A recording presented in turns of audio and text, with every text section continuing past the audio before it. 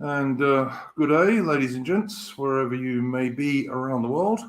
And welcome to something of a milestone, I suppose. Splendid Isolation number 50. And before I introduce our guests, my guests for this evening, we will, as usual, start ourselves off with a tune.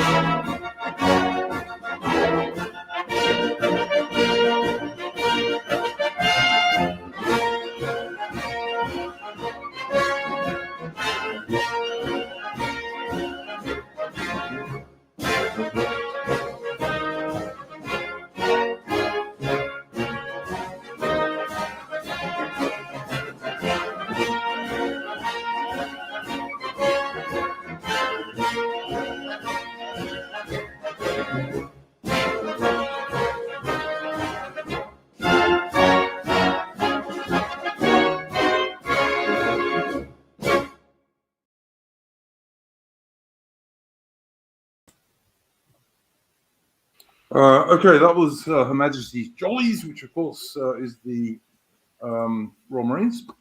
And it was two bits of film combined there by the excellent Channel Patriotic Archive. The first bit was from 1930, and the second part was from 1949, and obviously they were demonstrating Royal Marines uniforms through the ages. Mr. X, if you call the Royal Marines music gay, you're going to get banned from my channel. Don't do it. So there we go. Okay, just to introduce my guests for this evening. First of all, we've got John. How you going, John? I'm okay. I'm not too bad. Cool. Ollie, good evening. I'm looking very forward to annoying someone in the chat. Okay, and Anaman, as always, how are you going, mate? Yeah, good. Excellent. Okay, well, as we normally start these things, we will ask people if they have a first subject they'd like to bring up, and I'm going to start with John, because he's been with us less often than the other two chaps. So, John, did you have a first subject you wanted to talk about this evening? Well, did we want to talk about the whatever the new variant's called and the new restrictions that we've got in the UK? Briefly, I suppose. We talk about this every week, and we have to, I guess. But let's try and keep this one as brief as we can. But yeah, obviously, go ahead, John. So we're back to masks. We're back to lockdown, quarantine if we've been in contact with anyone. Yeah, it's going to be great. Just in time for Christmas, right? My favourite part. I love this. Exactly what we knew they were going to do. Yeah. Yeah. Yeah. I mean, I've said all along, I think that, you know, over the UK winter, you're going to find things becoming more like they were in the winter in Australia, but we'll see. Yeah, the thing is as well is that this comes right after like Black Friday sales. So as stock starts to get low, they're also going to be choking up the supply chain. But what's it called? Omicron. Omicron, yeah. Isn't that doesn't that also spell moronic? Wouldn't surprise me. It's an anagram. Yeah. Interestingly, they skipped over G. Yes. Yeah. XI. Because that might have upset people in China, for example. I suspect. We can't go around defending We wouldn't Winnie want the to do that. Pooh. Winnie the Pooh has never done anything wrong. Okay. No, he's a lovely man. Lovely man. Yeah, so I don't know. All of this stuff is bullshit and horrible. But we've said that week after week, and I think everybody knows our position on this one, or certainly my position. I'm not vaxxed. I don't wear a mask. And I think we've just got to keep our chins up and keep resisting. But that's just me. Yeah. Because this is YouTube, and obviously, you know. Yeah. I mean, I'm in the same boat. I mean, way back, I think in Splendid Isolation number 30s, I had a wee scat with Duke about whether there'll be a lockdown, and to my chagrin, it looks like it's going to turn out that I'm wrong. But the long and short of it is that like we should probably just stop. If you stop buying shit, you won't get shit on your front door. So I think that's probably the long and the short of it. You know, I feel a bit sorry. Like, I know somebody who can't go home to UK for Christmas to visit their family, and I feel sorry for people like that. I just think it's really unfair. Yeah. Over something which is not desperately dangerous, and we still see all these sports people like soccer players, etc., football players, who are collapsing on pitches. No, but you don't understand. It's the AIDS variant. It'll give you AIDS. It'll give you cancer as well. You spontaneously get gonorrhea and you die at your dick. Yeah, it's just it's kind of getting that way. I mean, on an upside, to finish this particular story on an upside, the protests in Australia are getting enormous. Like, they're getting over 100,000 people every weekend now in Melbourne and Sydney. Who are against these forced vaccination stuff and what have you. So, like, the resistance is increasing. And I noticed that twit Witty in the UK has actually said that it would be difficult for the government to do another lockdown at the moment because he doesn't think people would stand for it. But, you know, we'll see.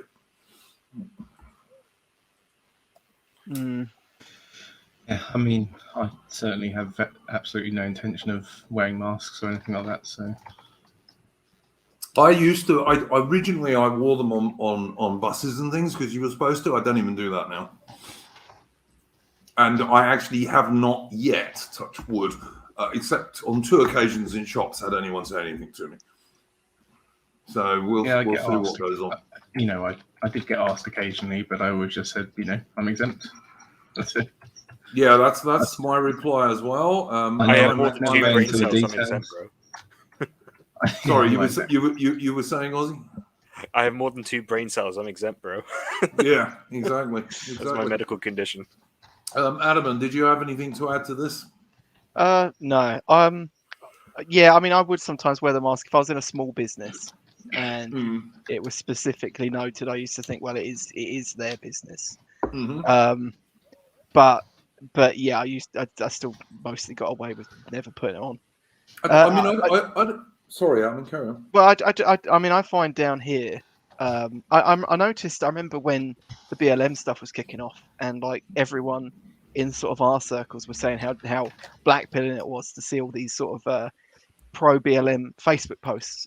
I haven't seen anything like that. And similarly, when it comes to this, like a lot of people around my area, they don't mask up. They don't really do any of that sort of stuff. So even though we're quite close to London, I don't really get it, but I'm grateful. I have actually seen, I don't know what it's like in the UK, but in Australia and Melbourne, where I am, or actually I live outside Melbourne, but not too far. It's the smaller businesses are actually mostly the ones who don't want you to mask. It's the bigger ones that do. Like the smaller businesses, certainly my little row of local shops, like they don't give two shits, basically. Yeah. And I think it's, the smaller guys who are actually running their own business, they just want customers, basically. Whereas the big corporations like the big supermarkets and so on, those guys, they take more seriously the government regulations. I mean, I will say that I'm supposedly only allowed to go in supermarkets, bottle stores, and chemists. Apart from that, because I've not been vaccinated, I'm not. I mean, I need to buy a pair of shoes, and I can't even go into a shoe shop. It's just absolutely ridiculous. Non-essential, bro. Just walk barefoot. Yeah. Oh, look, in a country full of animals looking to kill you. Well, yeah. I mean, apart from that, and in the summer, like you'd kind of burn your feet on the pavement. But yeah, it's obviously just to try and force people into getting vaccinated, and that ain't going to work with me. And I suspect it's not going to work with a lot of other people because people are just stuffed with it now. And so many people are not allowed to work at the moment in Victoria, particularly. This is one reason why the demonstrations are so huge, as Lady of Shalott has been saying in the chat. Like they're getting over 100,000 people now every weekend. Yeah, well, I think that's kind of why we haven't had these movements here in the UK. I mean, I think probably a while ago I pissed someone off on a stream because I was like, I don't see what the big deal is. But it's an observation. Like I spent all summer during that lockdown last year, sort of sitting out on my patio, reading books, and not having a care or a worry in the world. So like the problem here in the UK is that for the average person, they're very much isolated from the consequences of all this shit. Yeah, I mean, particularly if you can work from home. Like what really kicked it off in Victoria was when they banned tradies from working without being vaxxed.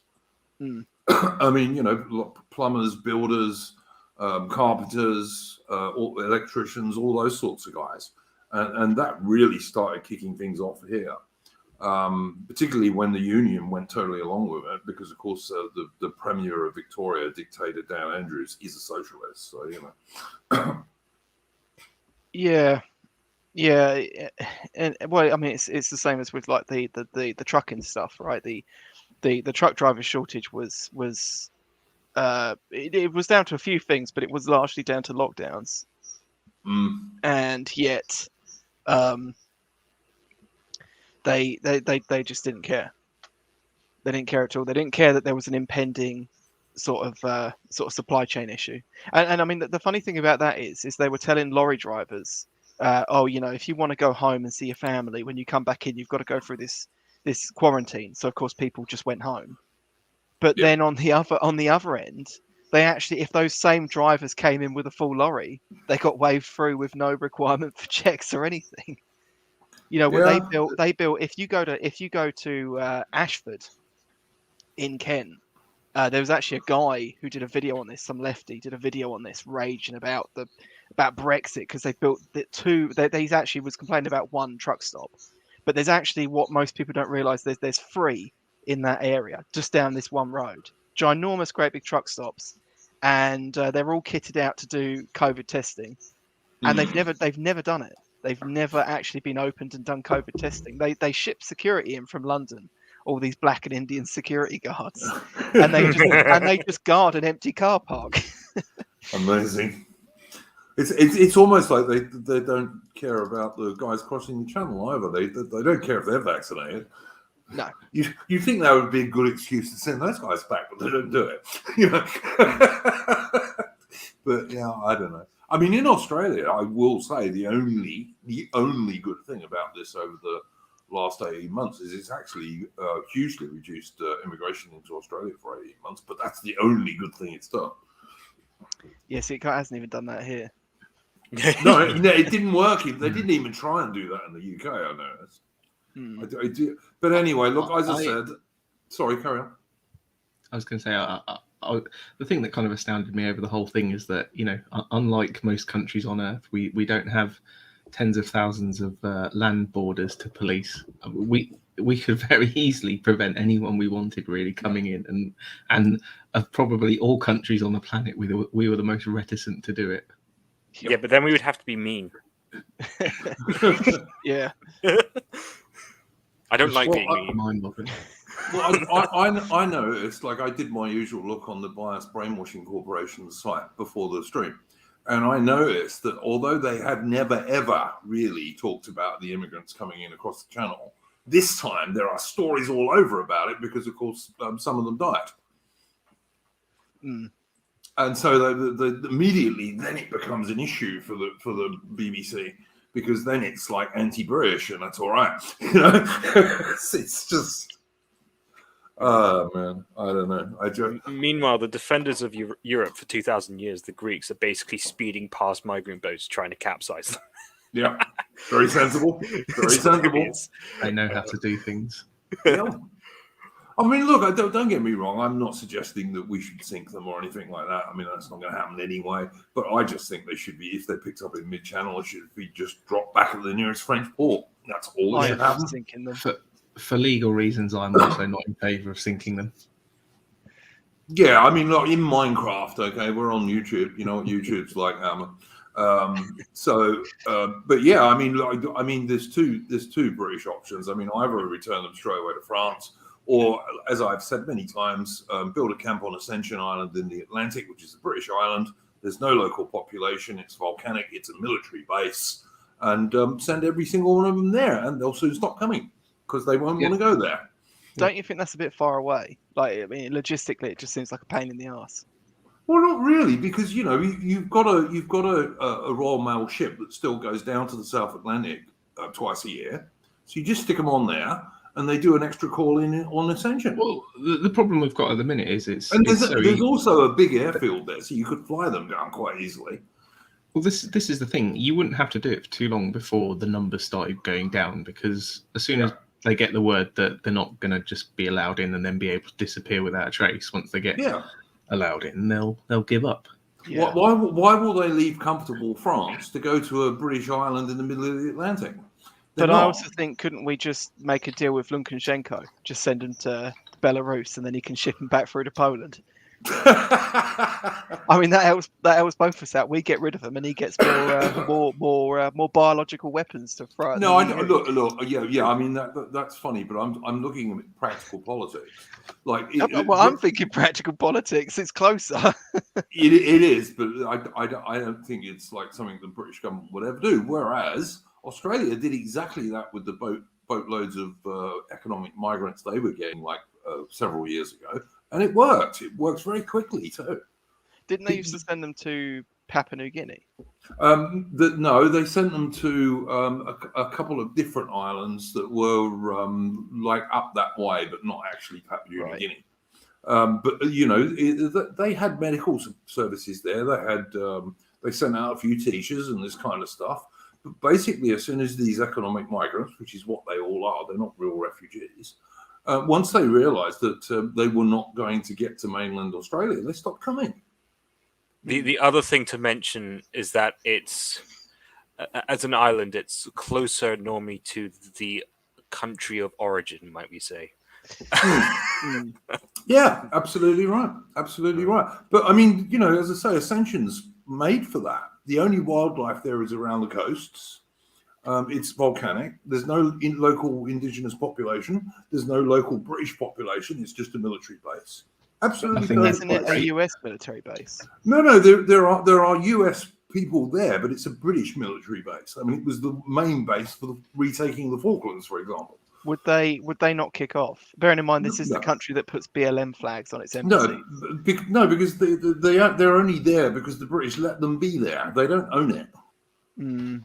It's a British military base and a British island, but they have no rights there other than the Brits saying, "Yeah, okay, you can stay there." So no, they wouldn't. And if they did, we could say get fucked, basically. Yeah. It's a British island, and if you don't want to be on the base, leave the base. You know, I don't think they will, but anyway. But yeah, I'm not the only person who has suggested that. There have been serious figures in the Conservative Party who suggested it. So, you know. Yeah. Yeah, but I mean, the thing is now, like, you've got the Common Sense group who are great. You know, they're advocating for like getting immigration back into the hundreds of thousands, which just makes you realise how bleak the issue is. Yeah. Well, look, I mean, you're not going to hear me say much good about the Conservative Party, I can assure you. Well, the Common Sense guys are good, but yeah, they're backbenchers, so you know. Yeah. And how many of them are there? 40 or 50, I think. Yeah. Yeah, that would be. be. There's like 8 core members, isn't there, who I think have their name on the thing, and then there's like a bunch of signatories. Okay. Yeah. But like the thing is that with that much of numbers, they don't even threaten the majority. So. Well, latest polls being polls, I know, but latest is showing that the Conservatives will not have a majority if an election called today. There would be a hung parliament, which is this is the first time for some time that the Conservatives have been polling quite so badly. Well, the other thing that I think is of more concern is less that and more the fact that left-wing parties as a general, like if you combine them all together, are poll around 60%. That's been going on since 2020. But that includes the Lib Dems, though. Yeah, of course it does. But like, I mean, if you're going to say polling left-wing parties, then you might as well just say it's 100% because that would include the Tories as well. I mean, the thing is with like the Lib Dems, I always find is like they're left-wing, they are, but they enjoy this sort of Middle England, middle-class white vote, which, when push comes to shove, are actually right-wing. They just don't know it yet. That's a very optimistic point of view. You know, when they succumb to white flight and they have to move to Essex, then they will suddenly be quite conservative. Living my life around Liberal Democrats, I think a lot of them are idealists to the end. Okay, well, yeah, you might be right about that. But I think when it comes down to revealed versus stated preferences, they're ultimately more right wing than they will admit. I mean, I do remember my father's girlfriend. I do remember her once making some pretty, how might we say, hostile remarks about chicken shops, and that sort of thing. And, my brother, who's very, very left wing, sort of came on on that. But I mean, yeah, maybe I guess it's a very for me. I would say that's optimistic, but. It probably is optimistic from an actual like real politics standpoint, but I just think I don't know. I just think there's something there. Mm-hmm. I just on this subject while we're on it, I noticed that the Bias Brainwashing Corporation was suggesting that the Conservatives might be in trouble in Bexley, which I find very hard to believe. But you know, I could believe that. I wouldn't be so sure. There's I don't know anything about going on there. I mean, listen, Bexley was a green and leafy suburb back in when I knew it, but that was a long time ago. Maybe there's a lot more immigrants there now. I have no idea. Everyone and his dog is standing there, and I think it's going to dilute. If it's a green and leafy suburb, then that makes it sound like it's a Lib Dem stronghold. Yeah, maybe these days, but I mean, back in the day, Bexley was like very conservative, wouldn't you say, Adam? Yeah, but Bexley it's still majority white British, but it's not probably like you would remember it back in the day. No, okay. I think like Afro-Caribbeans make up. Well, no, actually, no. I think Afro-Caribbeans. I've only been there a few times. There aren't that many Afro-Caribbeans, but there are a lot of Black African immigrants there. Sort of maybe. I mean, to be honest, looking around at the street, you'd think it's like 15%. I think it's probably not that bad, but you know, it's up there. Yeah, they were like when I knew Bexley, it would have been like 0 virtually. But anyway, just to answer John McNamara in the chat, he's saying, is it true that they are what they are saying about them sending abos to camps for not taking the vax. Funny how all the colonial stuff disappears when they want it to. Yeah, it is absolutely true. In the Northern Territory in Australia, Aboriginals who are not vaxxed are being transported by the army, by the Australian army, to camps. Absolutely 100% true, yes. Yeah, I saw about this. Delightful. There was also a bit of a thing. I saw a convo kicking off where a bunch of sort of blue check marks on Twitter were trying to play sort of denial on this and claiming it wasn't a thing and that it's all just sort of conspiratorial smear tactics. Yeah. No, it's definitely a thing. I mean, as Lady of Shalott is saying in the chat here, she knows about this as well. Because, like, Lady of Shalott's quite heavily involved in the resistance movement in Australia, shall we say. So, yeah. Mm. Okay, so yeah, his I'll read a couple of these out. So you got Claire Lehman, right? Says Americans decrying concentration camps in Australia while simultaneously abusing Australians who try to share corrective information has to be one of the most surreal episodes of epistemic failure I've ever witnessed on this website. And then there's this guy, Josh Zepps. To Americans who keep getting duped about Australian fascism, in quotes, Sydney is open for good. Aussies can travel abroad. There's no quarantine on re-entry. We have 6 deaths a day, but Indigenous communities could still be wiped out. Listen to the people who you want to help.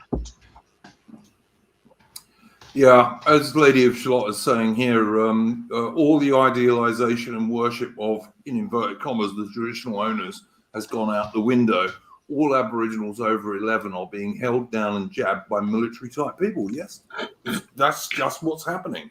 As I said, the Australian Army is transporting people from remote Aboriginal communities in the Northern Territory by military truck to camps. That's actually happening, and it's not a lie. Is it? I'm trying to get this all sort of level out. So it's not called a state of emergency over there, is it? Like you call it a state of calamity. Yeah, they get the different states have different regulations. Like Dictator Dan, for example, in Victoria, which is the state I live in, he was trying to get permanent emergency powers, and he lost it by 1 vote this time. Good. But yeah, well, I just don't know. More, but good. There was a thing on there where I saw there was a Portuguese minister, I believe, who was spurging out saying it was clearly all fake news, and it seems like the only reason he was saying this stuff was fake news was because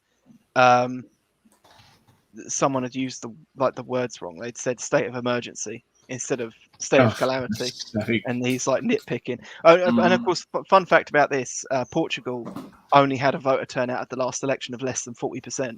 I remember you saying that. And that's not just because of COVID. It's been low for years. It just keeps going down and down. Yeah. Democracy in action. No one voting. Oh man, I don't know. But of course, in Australia, they make you vote. If you don't vote, they can fine you. Yeah, you got 100%. You have to vote, don't you? But it's also a very strange system because you have all this. I'm not going to go into it because it will bore the shit out of people who are not Australian. But you have to go. You have to give preferences and all sorts of other stuff, or you don't have to, but you can, and that often buggers up the results.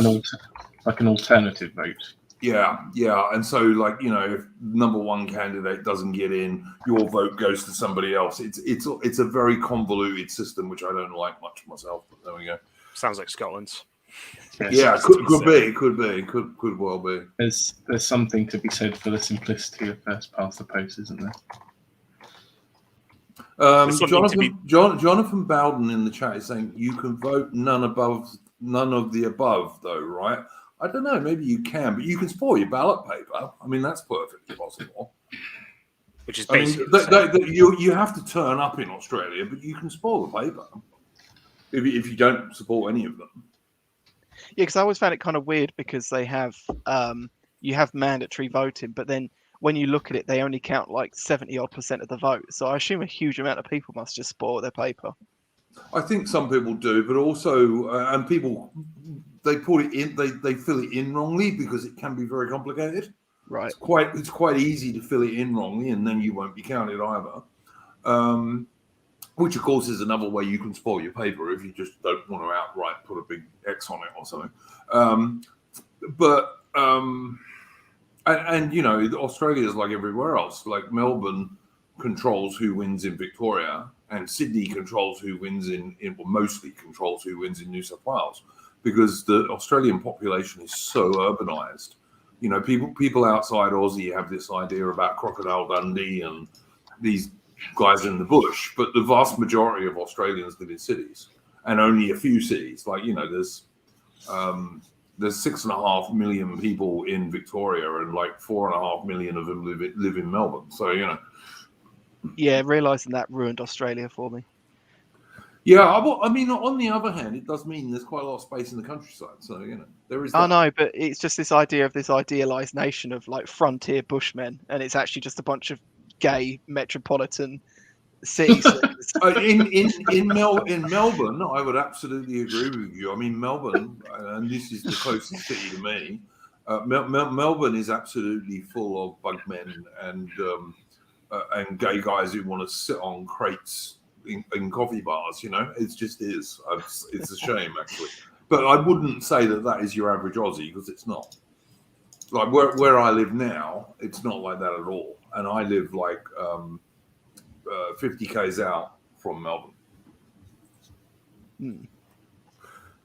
So yeah, it does vary. But as Lady of Shalott says in the chat, in Australia, like the vast majority of people are in about 5 cities, which is very true. And Jonathan Bowden in the chat is saying gay metro overseas Anglos, basically. Yeah, although they're not all Anglos. There's Greeks, there's Italians, there's certainly plenty of Irish guys. So, you know, they're not all Anglos. Isn't that kind of the problem in South Africa now as well? That's a totally different story, really, Armin, because of the different races there, you know? Yeah, I mean, specifically for like white Europeans that moved down there. Look, Joburg was always a very liberal city, Johannesburg. Yeah. Pretoria, much less so. Pretoria was a much nicer place, in my opinion. Durban was pretty liberal. Pietermaritzburg was rather less so, and a much nicer place, in my opinion. Cape Town, same thing, pretty liberal. Yeah, generally, you know, obviously people in cities tend to be more liberal. Not always, but very often. And I mean, you know, it's also something to do with what happened to London. I mean, like when I was born in London and raised in a city in South London, and there were lots of real Londoners there. And although quite a lot of them would have been Labour supporters, they were very socially conservative, and virtually none of those people still live in London. They've all moved out to Essex or wherever, you know. I mean, even my father, like donkeys years ago, moved to Sussex. So, I mean, you know. Yeah. So you have two things happening. You have the more based people tend to move away, white flight, if you like. But, I mean, you know, whatever it is. The more based people move away, and your bugmen and your bloody gay twats all stay there.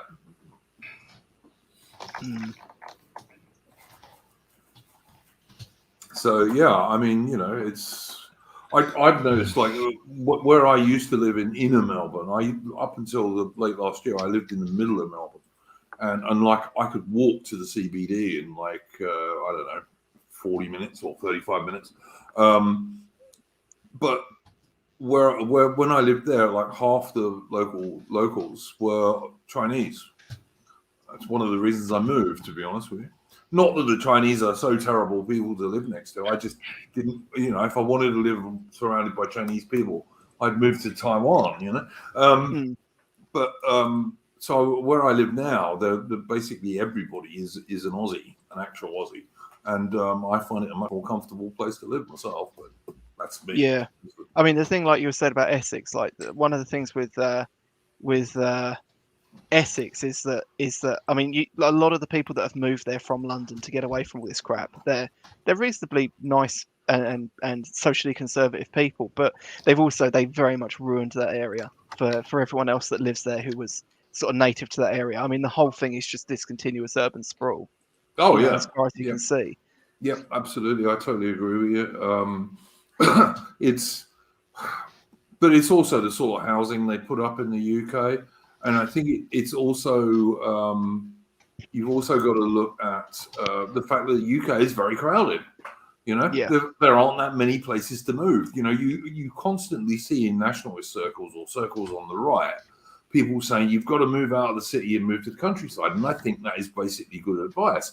But it's more difficult to do that in the UK than it is in, say, the United States or Canada or Australia.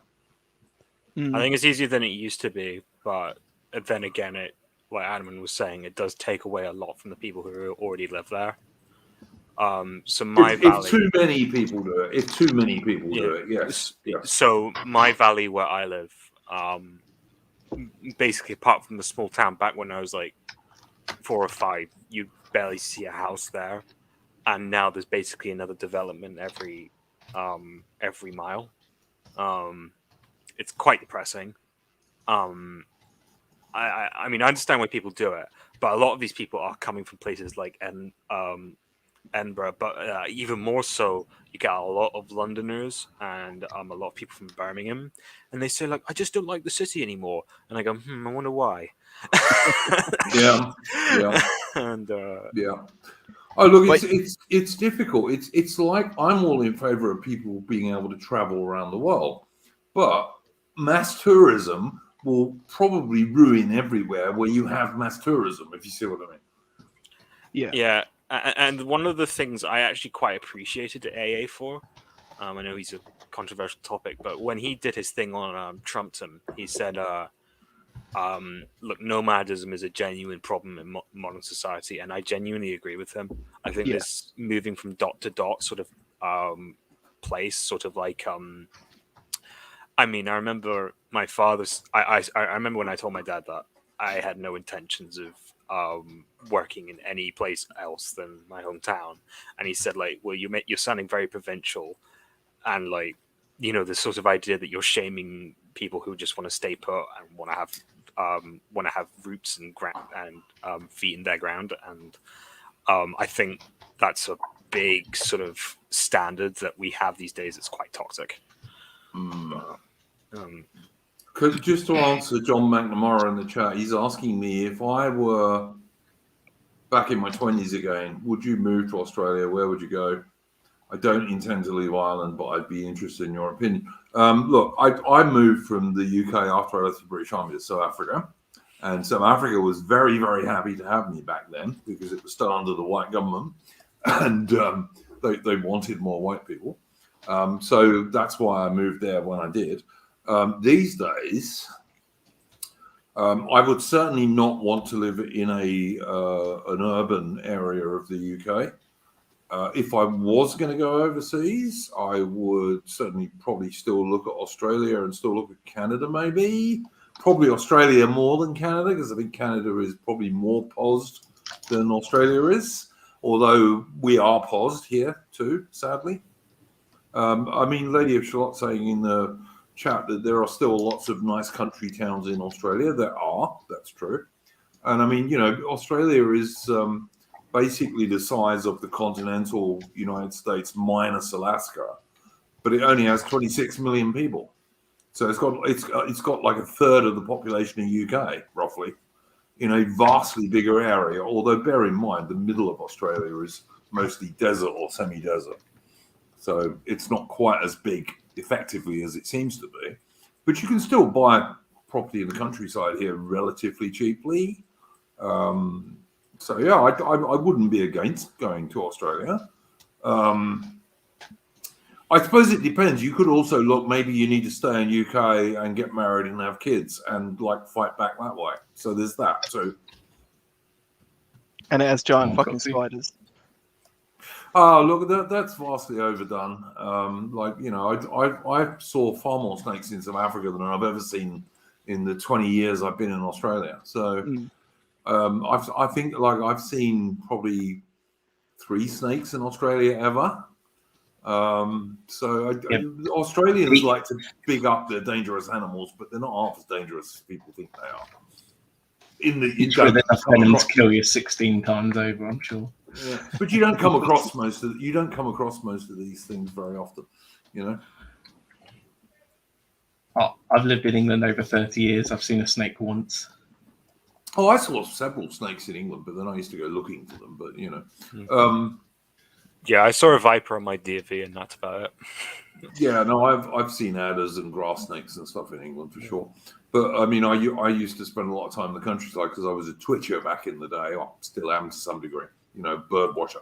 So you tend to see lots of other animals at the same time, and also like latterly in the UK, I lived in Berkshire and I had great big massive wood behind me. So you know, Yeah, I used to have wood behind me, but it's all houses now.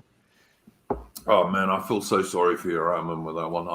That would be enough to make me move. I've got to say, it would. I mean, that's Honestly, the thing. Like they're really covering where I live in houses. Like really, really covering it. And that's man. like it's not just you. I had to drive to IKEA today to get a new bookshelf, and I must have passed about a dozen new housing developments on the way. It's like a I don't know, 15-mile trip, 20-mile trip, and yeah, just tons of new houses everywhere. I have to say, like you say, and forest as well, just demolished. well, would you move? Where would I move to? I don't know, but it's like Come even to like Scotland, now, bro. like we've got like, I mean, we've got a pretty traditional old little village, and it's just like literally in the last sort of 5 years, it's been turned into a town, and there's bloody Extinction Rebellion signs everywhere. My favourite areas of UK were always Cornwall and the far northwest of Scotland. So I think if I was in your position, Adam, and I wanted to stay in UK, I'd be looking at those, to be honest. I mean, in general, what super rich people like, when I mention a lot of the developments, those are normally like the middle and upper middle class people. If you're super wealthy, what you do is you go buy a shack in the Highlands and spend the rest of your life stalking. It's quite a life, but that's where all the uber wealthy people live, and there you really won't have anyone to worry about from miles on end. So I definitely, if I was still in UK, I would like definitely look at moving to somewhere that was far enough away that they probably weren't going to build housing estates, hopefully. But I mean, you know, you could never tell now. Yeah, I mean, they've been building some. I mean, they've been building a lot of, because the S&P did this policy in which if anyone builds a reasonable their own house, then someone else has to go and develop 5 low-income houses for it to be a legal development.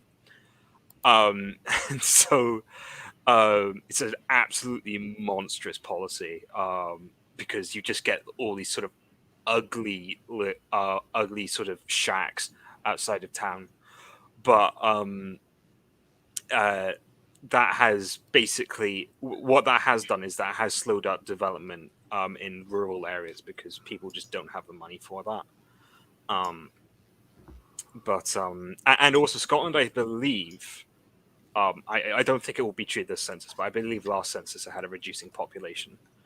Well, obviously, Nicola is not importing enough immigrants. Yeah, they really try, but there's a double whammy of issues. One is the fact that there is really not enough sun here for reasons, which quite obvious medical reasons why that might be a problem. And then the other problem is that there's just not enough money or jobs here, and so generally they prefer it. Glasgow's generally like the main place that they'll end up going. Because Edinburgh's too expensive. Yep. I agree totally. All right, guys, we've been going for a while now, and I asked John initially for his initial thing. Ozzy, did you have an initial thing you wanted to talk about? Well, The main thing that I was going to bring up was, but I mean, we already covered it a bit. Priti Patel basically said she has an initiative to basically take the incomers back on boats back to France. So basically, just put them back at square one. And there's been a lot of questions, and so I was just wondering if anyone else has heard about that and their thoughts on it. I've heard about it. I don't know if it's actually something they'll follow through on. Yeah. The last thing I'd heard from Priti Patel is that we shouldn't use the word migrants because it's, has negative connotations. Economic migrants is the one I always use because it's the true one. I always stick with bloody foreigners. Don't speak British. I would just say to Dave Bergeron in the chat, I've just put this up, and he's saying Max Ernest, well, most people hate the English. You know what that is, though, Dave Bergeron, don't you? It's just jealousy, mate. It's just jealousy. It's all it is. Puffwagon said, "Stop offering free stuff, then, and they will not come." I'm not sure if that's actually enough, though. I know that used to be like sort of the libertarian stances. If you didn't, I think it would help. It probably would help, but they also think that they're going to come here and get a great job and stuff like that as well. They have sort of a vision beyond just the welfare.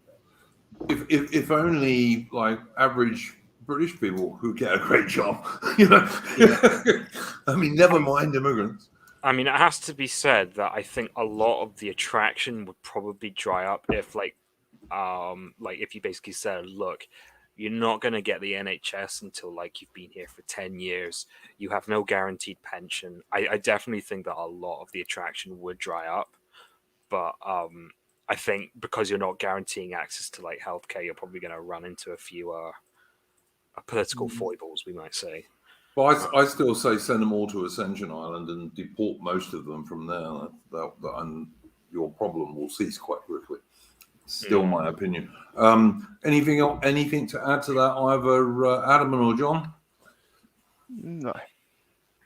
Yeah, it's about it for me as well. So I think she's a disaster. And if anyone thought a Ugandan was going to have the interests of the UK at heart, they're fooling themselves. Yeah, a Priti Patel, Ugandan Asian. I think she's part of the problem. I don't think she's part of the solution. But then nor is Boris Johnson. So I mean, you guys don't believe in magic dirt? It's like here are like 500 studies that show the proof of magic dirt. Yeah, no, I believe in magic blood. I don't believe in magic dirt. Oh, even I don't believe in magic blood.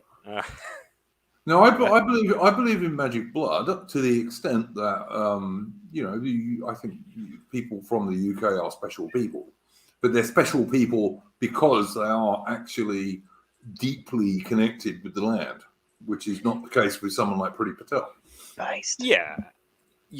I mean, I get that, but like, I don't think I don't know. I think there are a lot of people who are not magical, even though they're British. Oh, for sure. Yeah, for sure. And I think Owen Jones comes to the top of my brain instantly. Spiteful mutants, I suppose, is what they are called in the right-wing nomenclature these days. Yeah. The thing is, you have to. Go ahead. You have to own the idiots that your own country produces. You're under no obligation to own the idiots from other countries. Exactly, John. Yes, I totally agree. But that's my view entirely. We kind of have to help our own idiots. We don't have to help anybody else's. Yeah, I get it. That would be my take on that. Adam, you got anything to say about that one? Well, you were bringing up about magic dirt and magic blood, and not to get all blood and soil on you all of a sudden, but did any of you ever see or read see anything about or read that book called The Jewish Century by Yuri Slezkin? I know it, but I haven't read it. Well, no, I mean, he is Jewish. And you have to be careful what you say, Ammon, because we are on YouTube. But we can't talk about the Jews. No, you know, the Jews that are in charge of all the banks and the media and suck the blood of. Whoa, Anyway, whoa, They set my whoa. alarm. They set my Now. alarm clock early. I can't believe those guys. well, I mean, he's actually Jewish, and the book is kind of celebratory. But he basically talks about how, you know, you got these two different classes of people, like Apollonians and mercantilists. And he kind of he talks about not just the Jews, but like, you know, Indians who went to Africa is obviously an example, and he kind of points out the sort of industries they get in, you know, and the differences between them. And you even see it here in the UK. You know, farming is racist because it's overwhelmingly white and British, but of course that was always going to be the case because someone that comes from Uganda or any other such place is not going to feel the connection to the countryside. And or the wouldn't know land. how to do it, and they wouldn't be expert enough to be able to do it either. Yeah, because you need certain skills to cope with the climate, etc. Yeah, that's the Apollonian Mercurian. Steve just pointed out. Yeah, that's the one. All right, look, I'm just going to say this about this subject, and we do have to be careful what we say here, which maybe, you know, see what you're not allowed to talk about. But anyway, I would just say this, that my view is not that there is no truth in the JQ. I don't think that is true at all. There is some truth in the JQ. Where I will part company from people is if they say that's the only thing. Because as soon as you start doing that and you start following on to like Austrian painters, etc., then I'm going to lose track with you because A, it's never going to work, apart from anything else. In a country like Britain, that's never going to win. But B, it's not just one group of people. Are there bad people in that group? Do they have maybe proportionally too much power? Yeah, I'm not going to argue against that. But it's not all just them. And if you say it is, then I think you're talking crap. Yeah, and the other thing is like just the optical lens, because like if you say like, if you go up to a random person and you like go, hey, so what do you think about like celebrities talking down to you and big corporate law and big corporate media and like the city and all that? And they go, yeah, I don't like that. And then you go, well, did you know that they're, you know, it's certain name there? Yeah, and they're all of a sudden think, well, what the fuck's wrong with you? You've instantly lost them. So just shut up about it.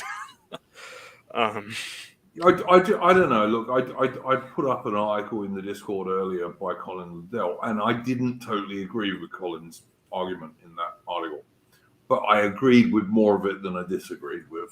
Put it that way. You will have also seen I put up an article earlier in the Discord about the Ghislaine Maxwell trial, which, remarkably enough, is not going to be made public, surprisingly enough. And of course, Ghislaine Maxwell's father was a Mossad agent. This is a known fact. He was also an enormous UK socialist supporting newspaper magnate, and surprisingly drowned on a yacht for some reason or another. Of course, Epstein was in no way a Mossad agent and absolutely did kill himself in a high security American jail in an almost impossible way. But the trial's all going to be in private. So, you know, I mean, that's my view on this stuff. I mean, you know, is there some truth to the JQ stuff? Yeah, of course there is. Some, but it's not the whole answer. I mean, one of the things he brought up in that article, the Colin Liddell article, that I didn't completely sort of get on with was he brought up about how these things we see now are just natural. They're going to happen to any society that sees a decline in population. But I mean, as I've brought up before, that the population actually started to decline after the mass immigration was sort of effectively brought in, and it was more of a symptom of that than the other way around. But he does also then bring up that you're seeing this in Japan, and his argument fits quite well for Japan. Yeah, look, I would say this about the population thing. The mass immigration started from 1948 onwards, although it didn't really pick up hugely until quite a bit later than that. But the population thing started with the pill in the mid-60s, no-fault divorce, abortion on demand. And like the idea that the pill and abortion on demand and no-fault divorce were the fault of small hats, mostly or entirely, is just ridiculous to me, to be honest with you. Yeah, let's not go there. Yeah, I mean, look, we can agree to disagree, and we certainly can't speak on a public forum about this. I will say that.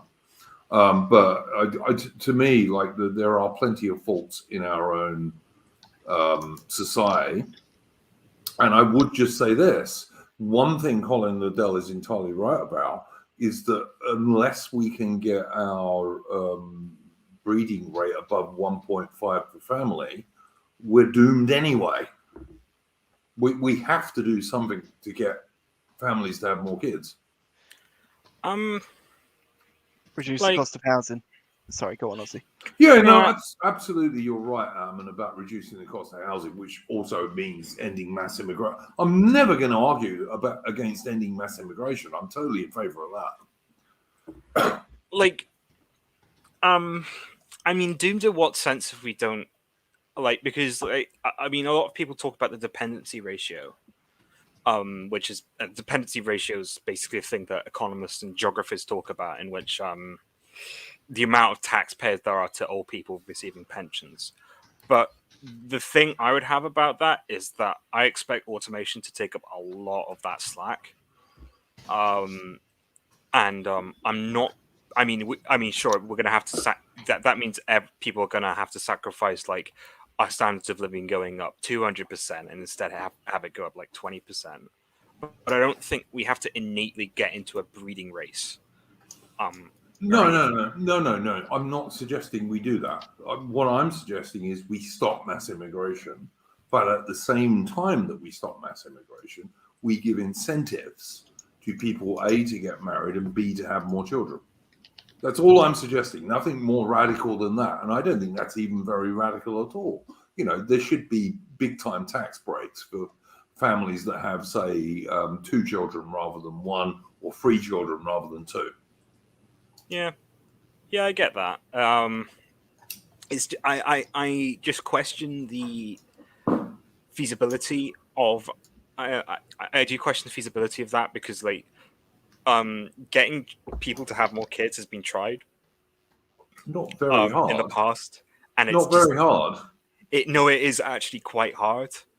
The best evidence that we have that it works comes from Nazi Germany, and even then, that was probably the causal evidence for that is not very good, because people also have more kids during economic recoveries. But it also seems to be working in Hungary to some degree under Orban, I believe. Yeah, Hungary doesn't really have a program for it, which is what makes Hungary interesting. We don't really know. But isn't Orban like if a woman has 4 kids they don't pay any income tax at all? Really? I think some kind of some of those. If you have 4 kids in Hungary as a woman, you don't pay any income tax. And I'm not sure if that's just the woman or the whole family. Maybe it's the whole family. I'm not sure. No, I didn't know that. But I think, and obviously that's going to be an incentive, because I think one of the reasons that families tend to be very small these days is that we don't give breaks like that to people. You know, if people thought, actually we can afford to have 3 kids, then quite a lot of people would have 3 kids, because quite a lot of families like kids. Well, it's just revealed preference, though, isn't it? Like this hasn't come along because having kids has got suddenly expensive. Having kids has always been, a cost. It's come about because people now have the option of whether they have kids or not, and that's a relatively modern thing. I genuinely don't believe it's anything to do with the cost of anything, because people still manage to find the money to go abroad on holiday and stuff. And our grandparents' parents probably never had that opportunity, but they had 10 kids because they didn't have contraception. Well, yeah, but the thing is, because first off, I think one of the things people need to do when they look at reproductive rates, right, and they talk about 1.5 or 2.1 or whatever, I think it needs to be taken relative to infant mortality for that period. Yeah, there's that too. Yeah. So, in 1920, birth rates were only slightly higher than they are in the UK now, but half of all those kids didn't survive anyway. So effectively, the amount of children people were having in that period was shockingly low compared to the time before and the time immediately after.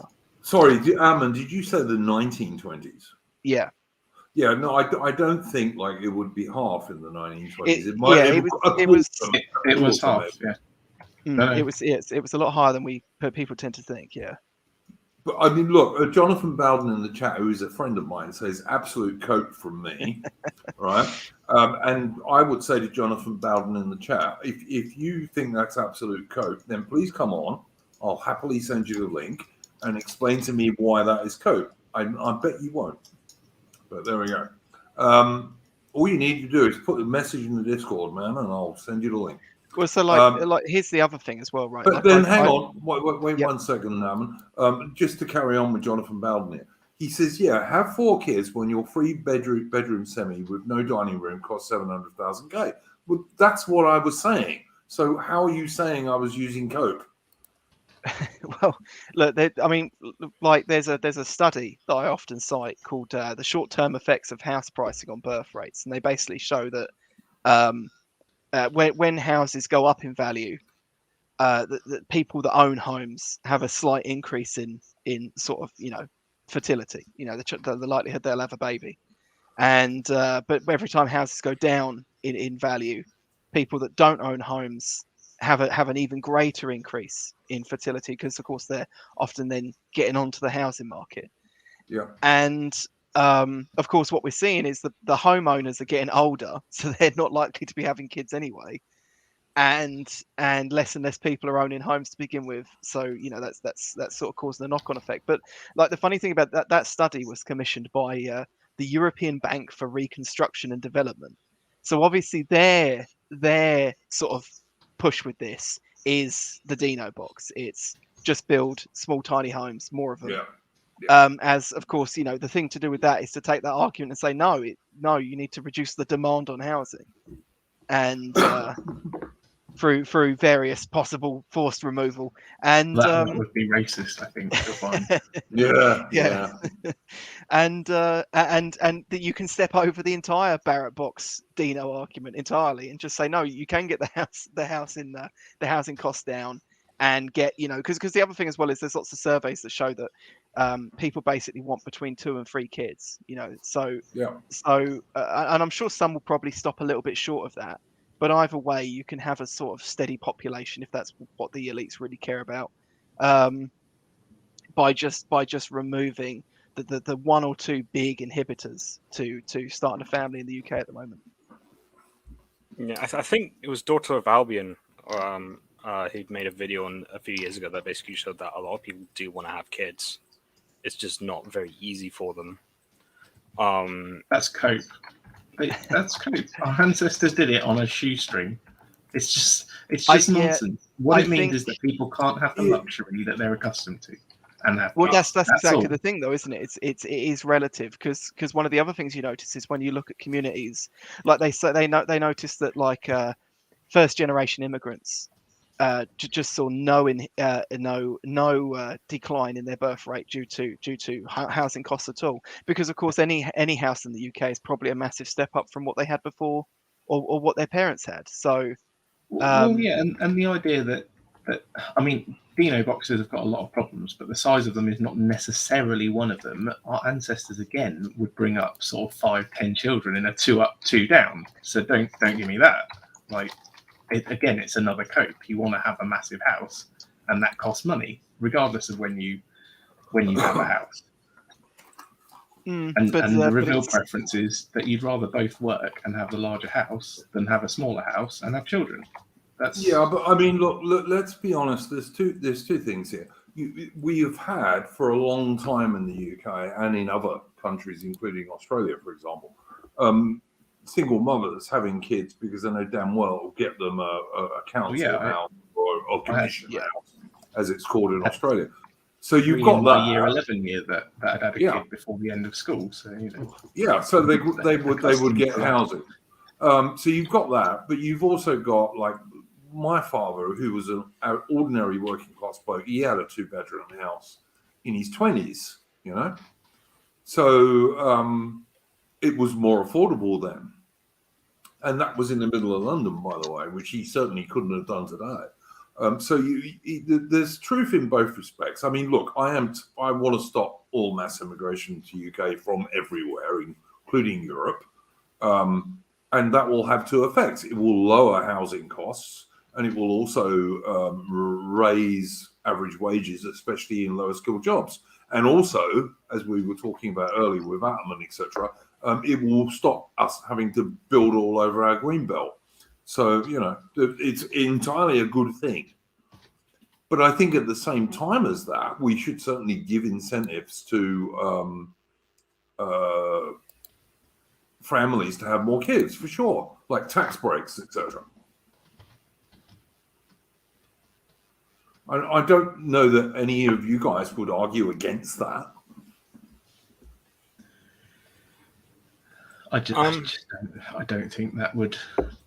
I don't think that would necessarily achieve what you'd like it to achieve.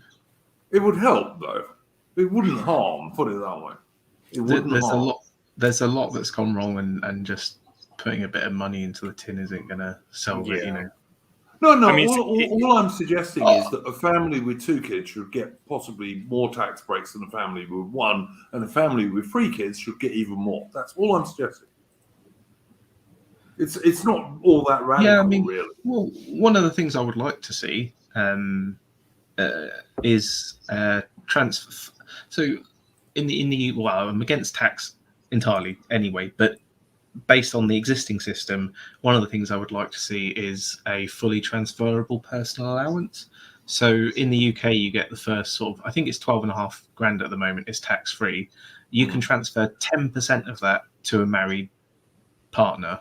I think you should be able to transfer the full amount. My wife doesn't work. We pay more tax than 2 people earning, more than us. Yeah, I totally agree with you. That's exactly the sort of thing I'm talking about, John. That's the sort of thing that the government could do that would encourage people to have more kids. And I also don't think it should go to single mothers. I think it should go to actual families. Yeah, I don't know how you solve the single mother problem. I don't know what you guys think about this. Listen, Jonathan Bowden in the chat, I just sent you the stream link. So if you want to argue a case, come on. It's in your DMs, mate. Jonathan Bowden's wrong again, because in the UK, relatively recently, I believe, so you get a certain amount for 1. It begins to taper off after 2. I don't know if 2's the most you get tax credit for now, or I'm sure there's some kind of limit on there now. Let me see if I can find out. Maybe it's 4. Here's one for you, Ammon. Jonathan Bowden is saying, talk some sense into him, please. I presume he means me. So go ahead, mate, if you can.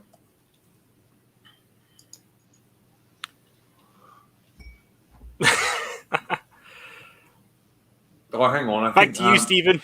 No, sorry. Ammon said he'll be right back, actually. So I'll ask Ammon that when he comes back. I only just looked in the private chat. Just to confirm on that, in 2017, we changed child tax credit so that you can only claim it for up to 2 children. Obviously, anyone that was already claiming for more than 2 can continue. But from now on, they've actually disincentivized having more children. But then the only people claiming that incentive tended to not be English anyway. So he's also Jonathan Bowden is saying it tapers if you're in the top tax bracket. Well, I mean, if you're in the top tax bracket, to be fair, you can probably afford to have kids anyway. I mean, I'm talking more about average people rather than like the super rich. If he's talking child benefit, that is a benefit that everyone can receive, and it's £82.60 per 4 weeks for 1, and then there's a lower amount for the second, and so on. And that does taper when you're on 50 grand. It tapers down until you get to 60, where it becomes 0. You actually have to pay it back. But pro tip for anyone in the UK, if your wife isn't working, or you're not working and your wife is, I don't know why you'd have it that way around, but you should claim it anyway, because it contributes towards your pension, your national insurance contributions, even if you have to pay it back. at the end of Do, the day. do you want to hear something funny, John? I remember this. My father, when I was a tiny little kid, he got 50 pence a week for me. and because he had another kid, my younger brother, he got an extra 150. So he got £2 a week. So back then you got more for the second one. That's interesting. Yeah. Because now you get less, obviously. Yeah. You know, he got twice as much, more than twice as much for the second one. But it was £2 a week. I mean, it was like, you know, I mean, all right, £2 back then was worth, I don't know, probably 25, 30 quid now. But I mean, even so, you know, it wasn't a lot. But yeah, I don't know. Alman, are you back yet, mate? Yeah, I'll just go back. All right. Jonathan Bowden in the chat said you've got to talk some sense into me. I don't know what he meant. I don't know what he meant, but you carry on. Well, I don't know where to go from here. Going back, actually, are we still talking about housing? Well, we're talking about having more kids, housing, money, all that stuff. Yeah. Well, I mean, another way to look at this, like, it's true that that like houses now are bigger in square footage than they would have been at some periods in history, although not all of them. But another thing that needs to be taken into account is the fact that it's not so much now. I mean, you see this with the kids issue all round, but it's not so much even so much about the size of the housing. There's just a huge amount of people that just will never be able to get on the housing market. Yeah. To buy their own house. Yes, I agree. But again, that comes down to mass immigration and causing shortage of housing all the time. To own your own home is also, I mean, it's come down recently, but it's far higher than it was at the beginning of the 20th century, where 90%, I think it's somewhere between 80 and 90% of people used to rent in the UK. Yeah, but the problem is the structure through which people rent now is different to what it was, and I think it's worse now. You know, you don't get like private rental, right? Well, yeah, but like my great grandparents lived in a house that they rented off of the mill where my great grandfather worked, and you don't get anything like that now. Nothing at all. You John, saw the kind of Bourneville kind of thing. Yeah. That has largely died. I don't know if there are still some places to do it, but I don't think much of it. You had very wealthy people that actually did philanthropy instead of trying to petition the government to spend your tax in a certain way while avoiding it themselves. Because I want to be fair to Jonathan Bowden here, he's saying in the chat, if you're responsible for any children or young people born before the 6th of April 2017, you can get up to £3,900 a year in child tax credits for your first child and up to £2,845 a year for each of your other children. But I mean, that is confirming what we were saying. You actually get less money for children over number one, which is ridiculous. And it's the opposite to what it should be. And only if they were born before April 2017, which I think is a bit late for anyone planning to start. I think it's now. Yeah, it's quite a long time. It's nearly 5 years ago. So yeah, and also and people should claim it. Yeah, they should, absolutely. I mean, even if most people here probably think that sort of welfare shouldn't exist, if it does, you need to claim it. Well, the thing is, you should always claim it because you're actually, I mean, you're paying for it. You're paying for it. You're paying for it in your tax. So, you know. Jonathan Bowden also says UK house sizes by square foot are down massively since 1970. And yes, I know that's true. They are. Yes. Well, yeah, because we bring in for the last decade we've been bringing in a Birmingham every 3 years. So yeah. I mean, I remember like when I was a kid, your ultimate what you wanted as a house, or like where I lived in London, was you wanted to be in a leafy suburb with one of those lovely houses they built in the 1930s, which were generally nice. You know, absolutely. So yeah, all of that. I mean, I'm not really understanding what Jonathan Bowden's not agreeing with here, because, like I said, I want to stop mass immigration, and I want to give people more money for having more kids. by not charging them so much in tax. I don't understand how anyone would argue that's a bad idea. I mean, I think people get really hung up on the idea of like they're like, do we really want to grow the population? And it's like, well, the British population, yeah, I'd like to grow that. Well, I mean, I'm fine if the population shrunk quite a bit. I mean, if you had, let's say, some sort of removal of immigrant, purely Yes. hypothetical, Yes, of yes. immigrant descended people, even if you brought up you know, the size of families and child rearing rates to a more respectable level, you'd still be down on population size once all the boomers have died out by like, you know, 40%. Yeah. So it's not, and it doesn't have to, you know, we're not talking about like, well, I mean, I kind of am talking about like 10 child puritanical families and spread the Anglo seed across the world. But you don't have to go down that route. No. 2 or 3 would be enough for most families. Like what I mean is, I don't think that the British population should be shrinking, which it is, the actual real British population. I mean, I think it should be at least leveling or slightly going up of real British people.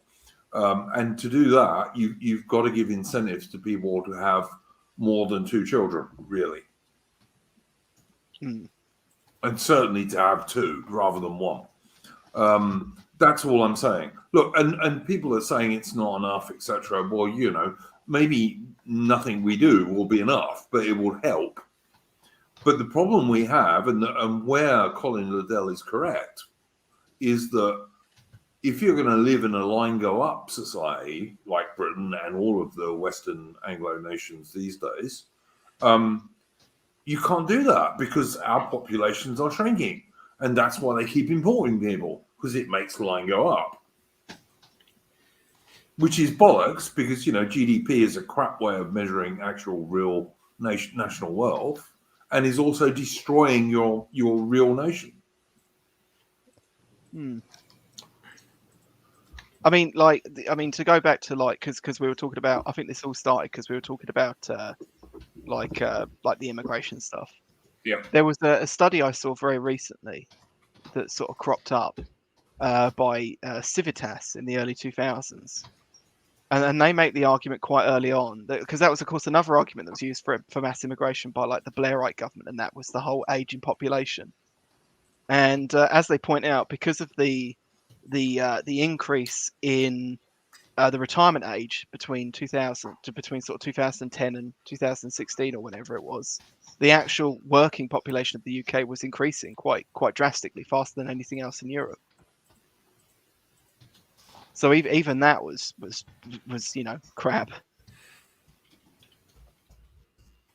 Hang on, I'm just replying to Five Liver, who for some reason thinks people can't see him. That is the first chat I've seen from him, though. Yeah, it's the first one I've seen from him, but I can see him. Possibly he was saying things that YouTube doesn't like. Yeah, don't forget, guys. Like I don't remove comments. I will very occasionally ban someone if they come up with like real vile stuff that I don't like, but it's very occasional. But YouTube absolutely bans comments all the time. I have had occasion when I've been trying to give a super chat on a stream where I've had to do 5 different versions before I could get it through YouTube censorship.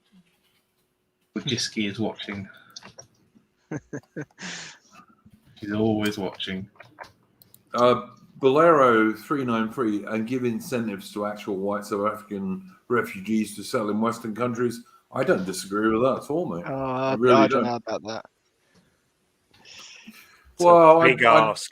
It's a big ask, man. I actually like South Africans. I mean, I lived there for 15 years, so you know. But yeah, I actually do agree with Bolero. I think we should, but it won't happen. I can assure you. I find them to be quite anti-Anglo, though. A lot of those South African guys. The Afrikaners are, but you have to remember, like when I moved there in '85, about 40% of white South Africans were were English-speaking South Africans, mostly descended from English-speaking people. So, you know.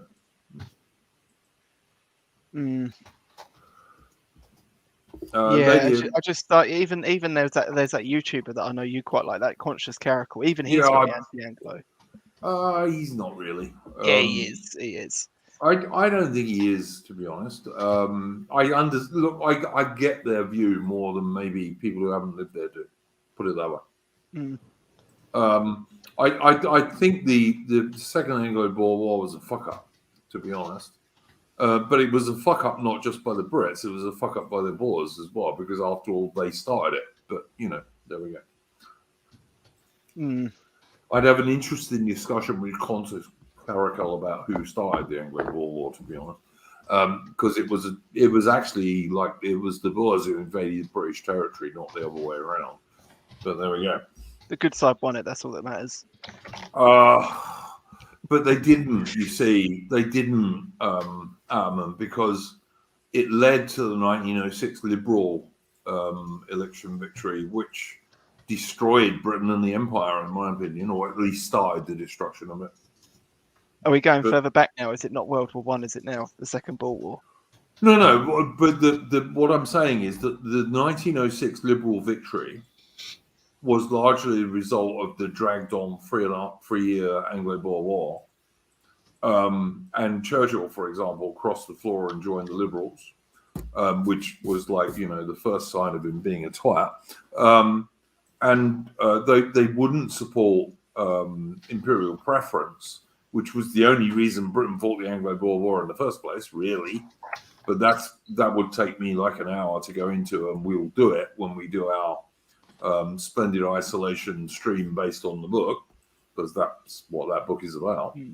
But the Liberals rejected that, including Winston Churchill, in favour of free trade.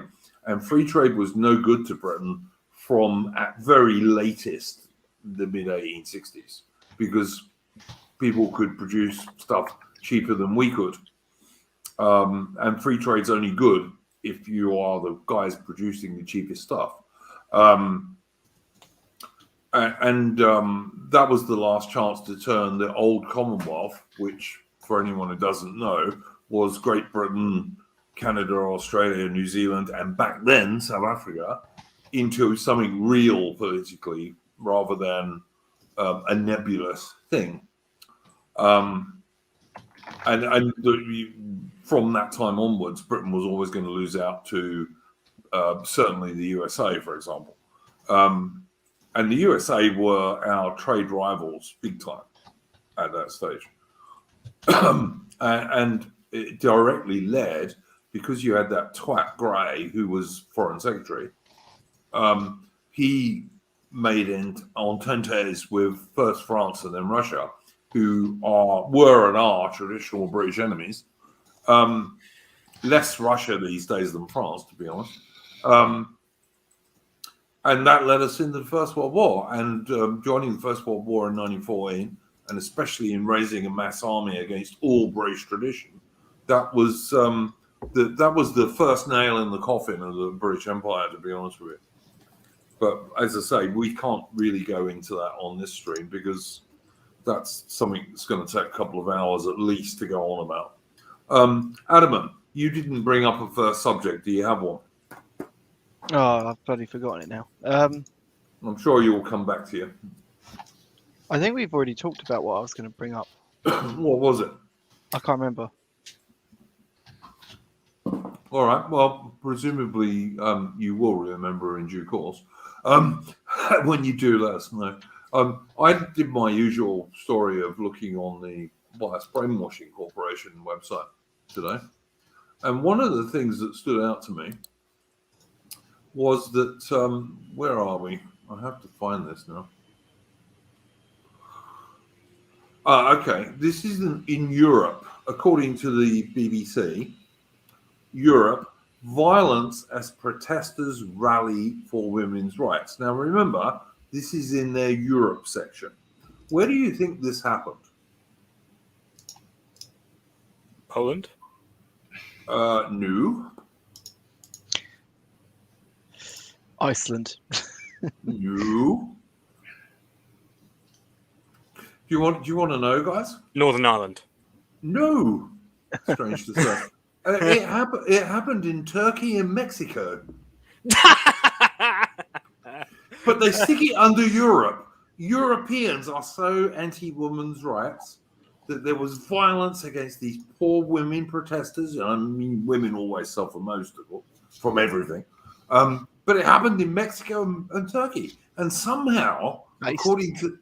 Yeah, and I'm not against it at all. I'm not in favor of feminists in the least degree. But somehow or another, according to the BBC, this was in Europe. Like, and last time I checked, I mean, there's a sliver of Turkey in Europe, I suppose, but Mexico certainly isn't in Europe, for God's sake. I mean, where did this come from? It's just such crap. It's because of Istanbul, innit? Yeah, that little bit being in Europe. It's just over the line. Yeah. But they're not Europeans. No, and we need to take that bit back anyway, but you know. Yeah, I mean, I'm not against taking back Constantinople. You know, it's best I don't say anything about Turks. So. Oh, listen, I'm not in favor of Turks. I mean, I'm sure there are good Turks, but no, I don't know. You're wrong. No, there probably are. There probably are, but I don't know. A bunch of lad thieves.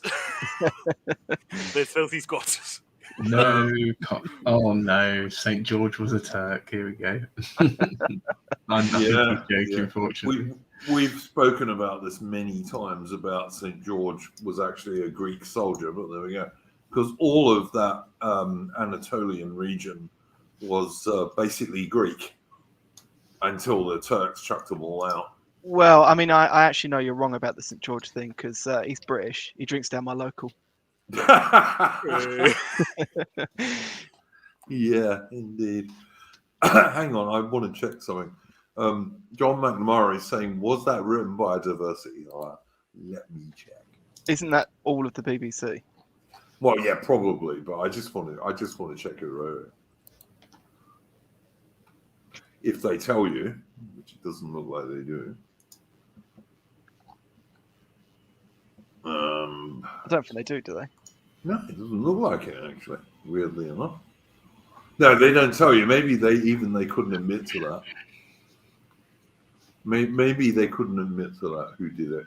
But I'm just amazed that, you know, protesters in Mexico City somehow ends up in a European bit of the BBC. I mean, I know the BBC are not all that bright these days, but like, you know, how does that get under Europe? It's not. And next to Europe, they have Latin America, which you'd think is where that story should really belong. And yet, strangely, it doesn't. I guess it's good for the BBC to attack Europeans, maybe? Could it be that? Perhaps? Maybe? Yeah, that is it. I just think, you know, it's like they tie themselves in so many knots because of their stupid, moronic political beliefs. Well, yeah, we know why. Yeah, exactly. I mean, and again, they have a couple of anti-Russian articles. Like, you know, the BBC never doesn't have a couple of anti-Russian articles. And apparently, Peter Jackson is doing a new film with Beatles outtakes in it. Well, I'll probably miss that, given it's John Lennon when he was in his Imagine phase, which is not my favorite phase of John Lennon at all, but there we go. I don't know, guys. Turks in the West, like Izmir, are basically the same genetically as they were 1,000 years ago, but they've changed spiritually and culturally so much they're not Europeans at all, really. Yeah, I don't know how much It's kind of true. Turkish DNA is quite similar to Greek DNA for perhaps obvious reasons. But I still don't like them. And there's nothing that's going to change my mind on that. I haven't, to be honest, I haven't known enough Turks to speak about this. Like I'm looking. I don't know to- any. I just don't like them. Oh, okay. So you're all right. Fair enough. I don't know. I generally have to know one or two people from some group before I really don't like them. You know. As a general rule, that's true. But like with Turkey, I make a special exception. Uh, But aren't you an Orthodox Sky Aussie? I am indeed. So you would know a lot of Greek girls then. I know a fair amount. Yeah, and I guess they're not too keen on Turks, are they? No. So there's that hilarious online There- argument between there might be a little bit of bias going on there. Then.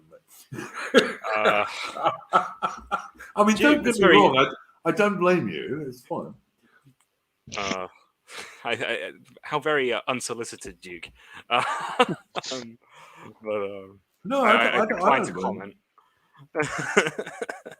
Oh man, hang on. What have we got here? Mitch is making a comment. Britain before the Bell Beaker people arrived was populated by Neolithic farmers who would have looked like modern day Turks, but the practical wiping out the Neolithics on why we're so white. No. Not really. No. This is really wrong. Yeah. The white phenotype probably around. Well, I mean, it was a gradual thing because, of course, you can't instantly become white. It's not like a gene that you switch, but No. lower production of melanin. We have our first traces of that going about 20,000 years. I mean, for example, people use the Cheddar Man thing. It's like, oh, Cheddar Man. Cheddar Man probably looked. He probably A lot looked whiter sort than of he was shown. he probably looked South European. But like by the time of 10,000 BC, we would have almost we would all pretty much look like the present day European phenotype. The only exception would be with that there would have been significantly less blondes and significantly less redheads and things like that.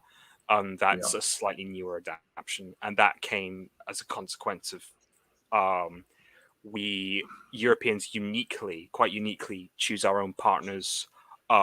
Women are given quite a lot of ability to choose their own partners, surprisingly, and for that reason, in the UK and a lot of Northern Europe, women would have selected for men with more appearance phenotypes as opposed to simple wealth phenotypes. European women are a bit more fussed about looks than women from other areas of the world. And it was for this reason that we now have these sort of interesting traits. Well, I know sorry, John Spurg. has. I think John has Shinobi Yaka on his Discord, and Shinobi No, I did don't think he's in my Discord. But Oh, okay. I thought he was, but he did a very good refutation of that Cheddar Man nonsense. He did. When it came. Yeah, that was a long time back now. Yeah, but it totally destroyed it. But like this guy was not a black bloke. He, like as Ozzy was just saying, at the most he looked like a southern Mediterranean type person. Yeah. Yeah, it's a red herring. I mean, I could go on about genetics for years. So it's probably before releasing Pandora's box, but I would just say don't trust what you read from journalists when they talk about genetics. These people have fucking degrees in media. They are idiots. I would trust. They are complete retards. Don't trust anything you read from journalists. Like really. these people will go read, like they'll go get a paper, they'll read an abstract, and then they'll say, "Oh, this is what it says." It's do not trust these people. And I mean, these are the people who, in one of the most publicized cases in modern history in America, managed to think that Anthony Huber, what were the other two chaps called? I can't remember. The guy with the skateboard, and then the three people that Carl Rittenhouse put some lead in, that managed to label them as black. So, Yeah. None of them were black, but one of them was certainly a of course they pedophile. weren't. One of them was a pedophile. Another one was a woman abuser, and the other one was an Antifa thief. But I mean, that did not stop I think it was the Independent, and I apologise if I got that wrong, but that did not stop them publishing an article with the headline stating that they were black men. Yeah, Yeah. Been Carl Total Rittenhouse lie. for shooting black men. All right, well, guys, what do we think about Carl Rittenhouse going on Tucker Carlson, and saying he supported Black Lives Matter? who cares? Well, anyone who's lining up to sue people for defaming him for saying he's a white supremacist isn't exactly going to go on Tucker and say he's a white supremacist, is he? No, It's not as if he was a smart kid, though. I mean, when you listen to him talk in the courtroom, Mm. but I'm glad he got off. He didn't deserve that, but Yeah, he's not. totally agree. He's not some, political autist like. But he's a an lot of other 18. people in these He's an 18-year-old boy. Let's be honest. He's not a superhero. He's an 18-year-old boy. What do we expect of 18-year-old boys? For God's sake. He's a kid who's hated by half his nation, and he just wants them all to go away. Yeah. I mean, the only thing I would say is the fact that was the first thing that was released by Fox News says much more about Fox News than it does Carl Rittenhouse. Anyone that superimposed their politics onto him, especially people that are waiting for some kind of warrior leader, they're just idiots. They get what they deserve. He's an 18-year-old boy. And at the time all this happened, he was 17, for fuck's sake. I mean, I don't understand how adult men can go around criticizing him. He's a kid. It's because they're not men. Well, yeah, possibly so. Quite a lot of these quote-unquote adult men are people who've not made it out of their mother's homes yet. Yeah, maybe so. Titus in the chat, Titus645. Who would you rather be ruled by, a Russian Tsar, a British Queen, or a French Emperor? Or me, a British Queen every time, but, I'm biased. Queen Elizabeth I, for sure. Of the three, I'd definitely not want to be ruled by a French Emperor. They tend to want a lot of you to die in wars that do nothing but kill Frenchmen and then end up losing. I mean, to be fair, the Queens, I mean, I am a royalist, but the Queens we've had in the UK haven't half-caused or allowed some problems to occur. I'm not going to lie. Queen Elizabeth I was based. No. We owe a lot of... we basically owe the English Revolution to Queen Elizabeth, because she conceded quite a lot. Well, she ran the country on next to nothing. She never leveraged any of or she rarely leveraged any of her rights to certain taxes, and that meant that when I can't remember which Charles it is, when he comes to the throne, the very first thing that happens is Parliament do what they've never done and vote him only a year's stipend rather than a lifetime stipend, and then because he's then faced with running the country with uncertain finances, he then makes recourse to various taxes that he's perfectly entitled to raise, but which Queen Elizabeth hadn't, and that gets the nobility's backs up. It's proven in court that he's perfectly entitled to raise them. It's his it's his right as monarch, and that's where we end up in the Civil War. And it's because Queen Elizabeth does basically what the current Queen Elizabeth has done, which is not make recourse to some of her, various powers and responsibilities. Yeah. Okay. Look, I like Queen Elizabeth I Victoria more than I like the current one. Victoria's probably the best female queen we had.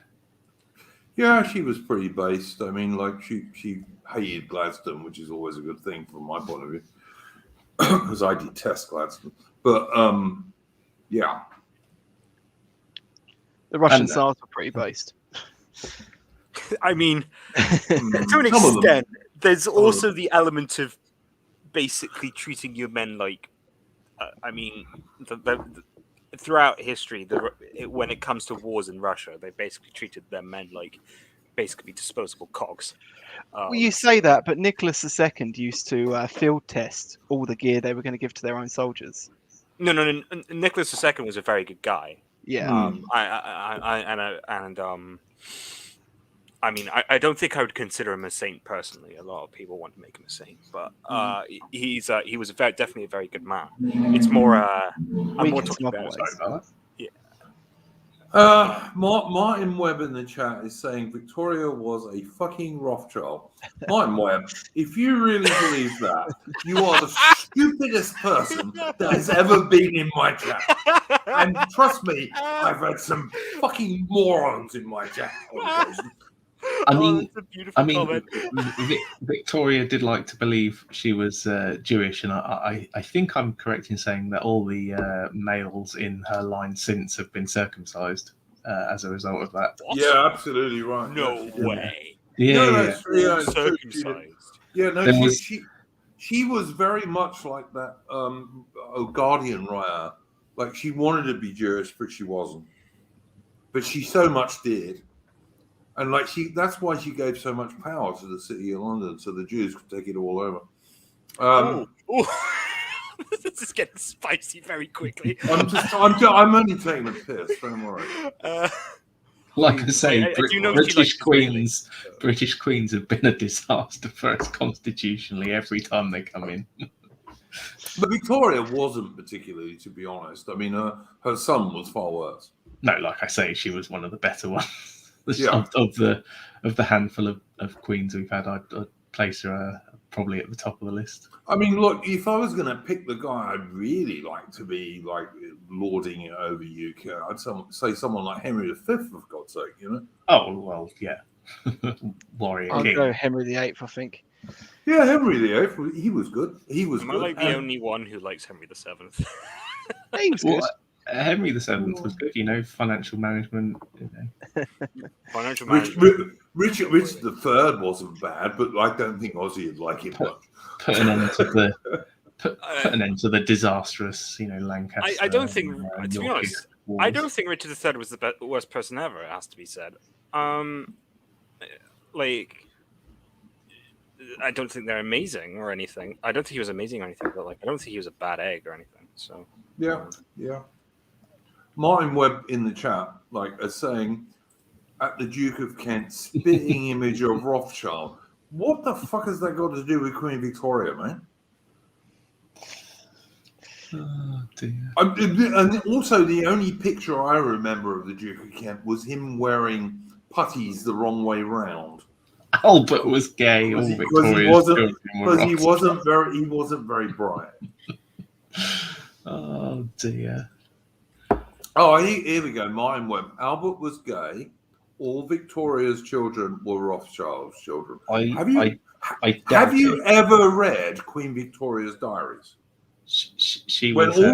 When all she goes on about is having sex with Albert. She was very sad that Albert died. I don't think you would be if he was gay and you were just going along with it. You're an idiot, Martin Webb. I'm sorry. I'm not even going to ban you because you're so bloody idiotic.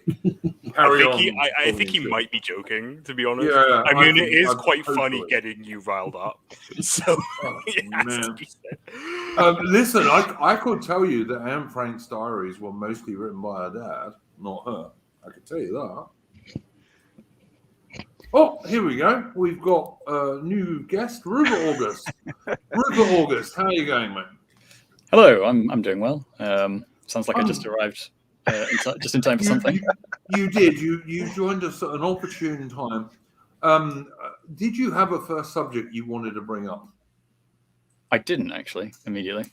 I mean, the hot topic is obviously the new. Well, I suppose two things: the storm and the new COOF measures. But I'm guessing you've already covered those at least somewhat. Well, we didn't cover the storm, but I mean, I live in a country where a storm like that wouldn't make the print. But so Australia has real storms. England has these things rarely that they call storms. Although I do remember once I arrived back in UK from South Africa, and there were loads of trees that had been flattened from a storm. But that was a long, long time ago. Well, I just had to travel through that as of yesterday, so I was a couple of hours out from being trapped in, where would it have been? Somewhere in the north, or just sort of at the border between Scotland and England for, well, about 15 hours, I think some people have been saying. Well, according to Aussie, that's like God's own country. Oh, yeah, it's the best place on earth. It is quite nice up there. I was just up near, up in the Highlands, sort of Eastern Highlands. Cool, man. Cool. Near Glenlyon? Near Elgin. Oh, okay. All right. Yeah. We have an old family friend who lives down there. It's a lovely part of the world. It really is. Very beautiful. Newtonmore. I tell you what, there was a thing I watched on John's Discord the other day, where apparently some feminist woman is saying the Roman Empire was entirely fake. The Roman Empire is entirely fake, and it was all Greek. Yeah, I think the subtext of that is that this person believes that the Catholic Church kind of retconned history to say it was all Roman rather than Greek. But did she ever look at Vindolanda, for example? I doubt she's looked at anything that would confound anything that she thought was evidence. Because I mean, like Vindolanda, they found all these like wooden tablets. She'd probably say it was in Greek.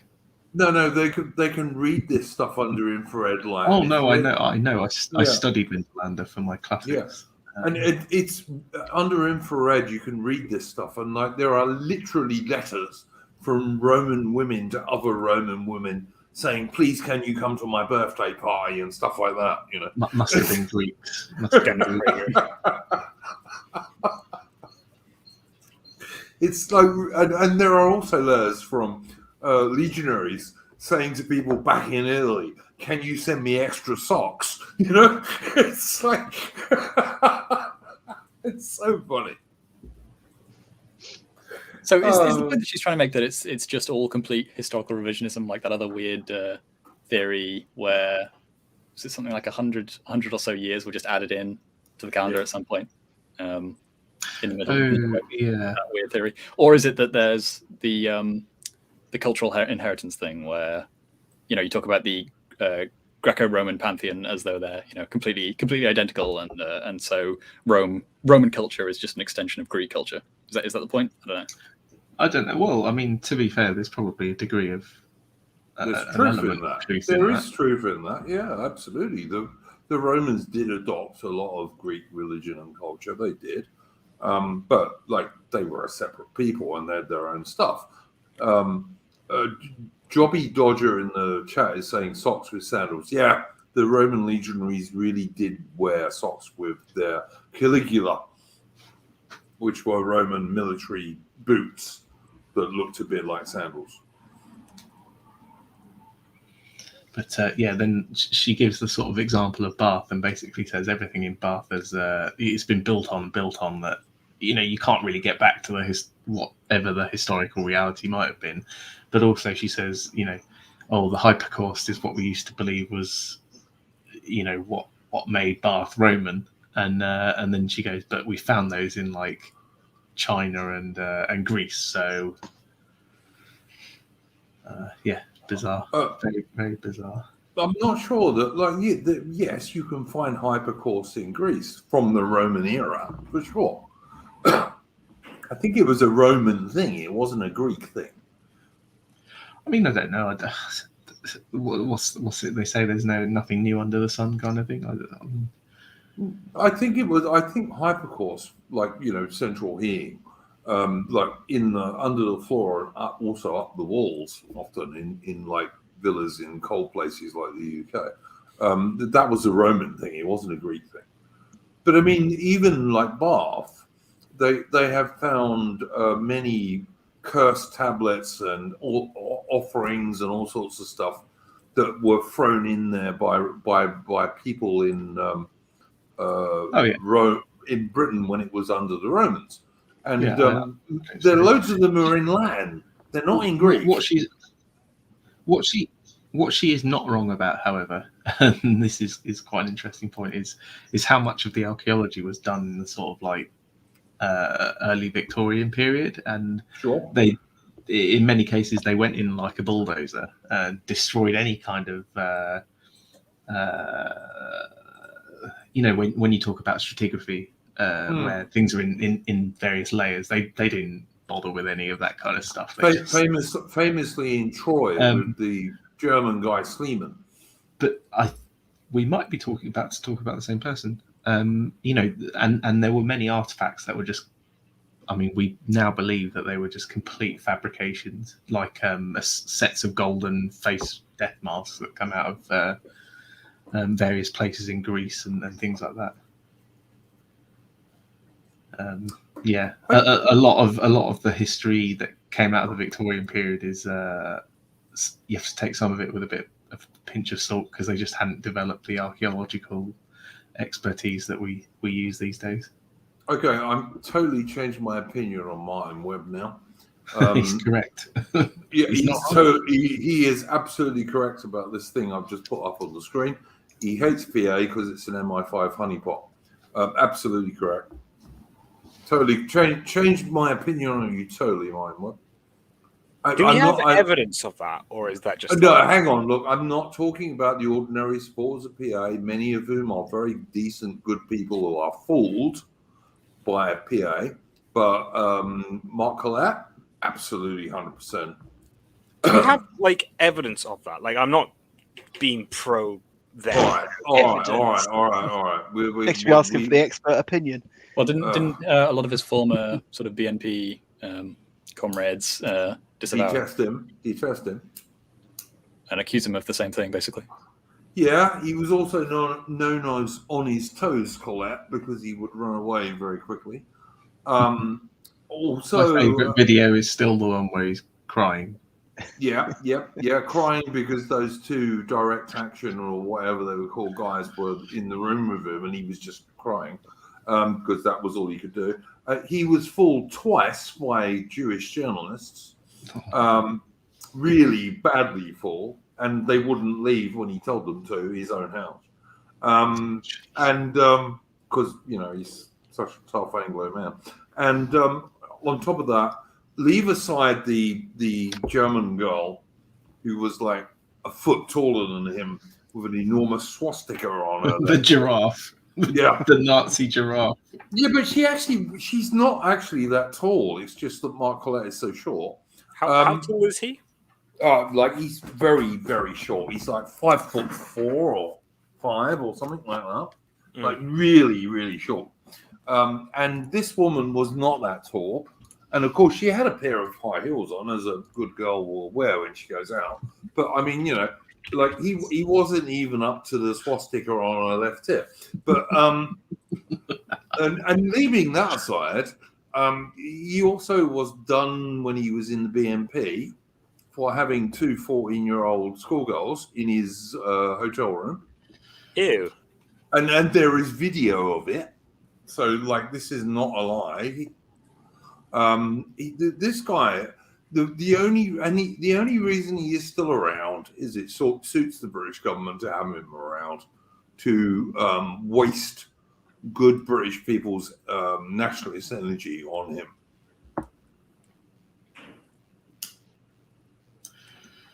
And even Laura Towler, and people make excuses for Laura Towler all the time because she's a girl, of course, and like women can do no wrong.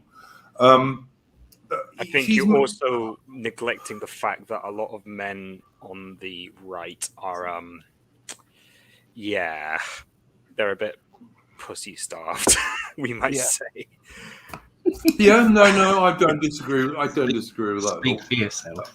I mean, yeah, speak for yourself, absolutely. But I would say that even Laura Towler, like the bloke she married, is a former National Action guy. So she's not as innocent as she might seem. Well, John, you've talked to her. Yes. Well, what sort of read did you get on her? She seemed quite nice on your interview that you did. Yeah, I mean, look, whether they're whether they're some kind of MI5 asset or something. I don't know, but I honestly think, you know, if they want to LARP in the woods and hang some signs up and take some photos, I don't see how that's that big a deal. I certainly don't think they should be getting their bank accounts banned by foreign companies and you know, have their home raided and their diaries poured through. You know, there's no evidence they're up to anything like that, and I just think it's that kind of stuff is ridiculous. That's the sort of thing I'm like asking for, because like I think that they're very stupid people. I do not think they're optical in the slightest. I think it would be better if they never existed, but that they're working against us or anything like that. Or do you know what? If they want to build their youth clubs or whatever they're called, they do film clubs, don't they now? It's just a bakery. I don't see why the assets of the state would need to be targeted against them in the way that it appears to have been. I think just let them get on with it. They're not. They're clearly not breeding, you know, the next Islamic terrorism or something like that. So. No, they're not. And let me be clear. I don't know about Laura Towler. I have no opinion on Laura Towler. She's a girl. I tend to not have hard opinions on girls. Girls are just girls, you know. But Mark Collette, if he is not some description of, if he's not some description of asset for, or they just tolerate him because he's stupid. It could be that. Yeah, sure. If you're trying to build an underground sleeper cell that you're gonna eject all the non-English, all the foreigners, or whatever, I don't know, or do some white terrorism. You're not going to announce on stream for the whole world to see that, you know, if you could preserve any books, it would be like Mein Kampf and exactly. And something. It's just like, you don't make those kind of stupid mistakes. It's nonsense. It wasn't even Mein Kampf and Richard Spencer. It was Mein Kampf. It was some guy who was KKK. That's right. And the other one was that bloke who was the American Nazi. Not a single English author there. No, not one. Well, we're all gentlemen, really. I mean, I give all right. Maybe he is that dumb, and I'm sure he is that dumb. But if he's not some sort of intelligence asset, I would be absolutely amazed. And look how long he has survived. On public media, when people who were milk toast compared to him have been yeeted. From talking to Laura, I think she's the brains of the operation, to be honest. I mean, I was going to say she's a smart cookie. Mark carries a bit of clout from the BNP and stuff, and so he's got some followers and bits from that. So I think he brings the kind of core followers, and she's the kind of the brains of the operation. I wish we still had someone like Jonathan Bowden around, because I think he would have these days he would have some choice things to say about someone like Michael Collette. But there we go. Well, the other thing as well with Laura Towler is she seems to have gone in and focused more on this sort of background organizational stuff, which is way better in the long run. I agree. I think that's what building a party. Yeah, go on. I think that's what everyone should be doing. I don't think we should cede the political ground entirely. I think we should still fight on it, but I think we have to understand that communities aren't built by politicians; they're built by people, and you need to actually spend time building community, not worrying about what Boris Johnson's saying on press conferences at 5 p.m. Who cares? Yeah, I mean, does anyone actually watch that shit? Dr. Gree, whoever he is saying, what the fuck is going on here? Optic cucks in the house. I'm sorry. Mark Collette is not an optic cuck. He's just a cuck. I think he's calling us optic cucks. Yeah, I know he is. That's what I'm saying. Absolute nonsense. I mean, if you can't see that Michael Collette is never going to get anywhere with anything he does. You're a dimwit. Like, Well, he's done all right for himself. I hasn't he? mean, the thing is that, Well, like, yeah. when these people like say, "Oh, you're an Optus cuck," it's like, well, what would your solution be to everyone thinking you're god awful? What's your solution to that? Because that's what people think. People think you are horrible human beings. Who do you mean by that? PA supporters. Oh yeah, look, Yeah. PA supporters. I don't think that's true of PA supporters. I think most PA supporters are pretty good people. I just don't think they realise who they're following. Yeah, I but think but- they realise, but I also think they're slightly desperate. I'm more talking about the fact that, like, the general public, what they think of you if you are signed up to that is that they think, oh, you're a horrid person. And so, like, when someone goes around and says, oh, you're an Optus cuck, it's like, well, what's your solution? What's your solution? Just be an even bigger dickhead than you already see. I mean, in some sense, though, they're a screen, so that's helpful because they're always going to be finding some Nazis somewhere, and so why not have that? Somebody take the flak for you. They also act as the convenient way that the media kind of paints us all with the same brush, unfortunately. Yeah. Look at what the far right are up to. All of the far right, Yeah. all of the right. Even Sargon does that, which actually really irritates me. Yeah, Think I agree. Virginia 2017. That's all that really needs to be said on the matter. Like, Yeah, no, I totally agree with. I've got to admit, I've not watched Sargon for a very long time. Same. I don't think he's necessarily adding anything to the space now. I'll be quite honest. I think he has moved to the right from when I used to watch him, like maybe 6-7 years ago, but he has not moved enough to the right or adopted his actual position enough or anything like enough. And it's why the liberalists failed terribly. I'm sorry, I'm laughing. Martin Webb Sargon is Yeah, I saw him. Yeah, I saw him. But look, yeah, like I've watched some of the highlights from his Lotus Eaters, and I think he's done a good job. But like, oh my god, I don't know if there's a single highlight he's ever done from that show where he hasn't brought up a Nazi comparison. Yep. I mean, look, this is what every time. Yesterday, Andrew, that you just stop making Nazi comparisons, start making Stalin comparisons. Yes. Yeah. This is what I was just about to say, John.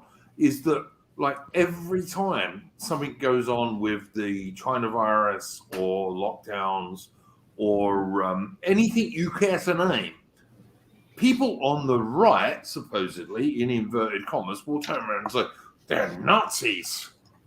Why do people on the right keep saying they're Nazis when we should be saying they're Stalinists? Which is really what they are.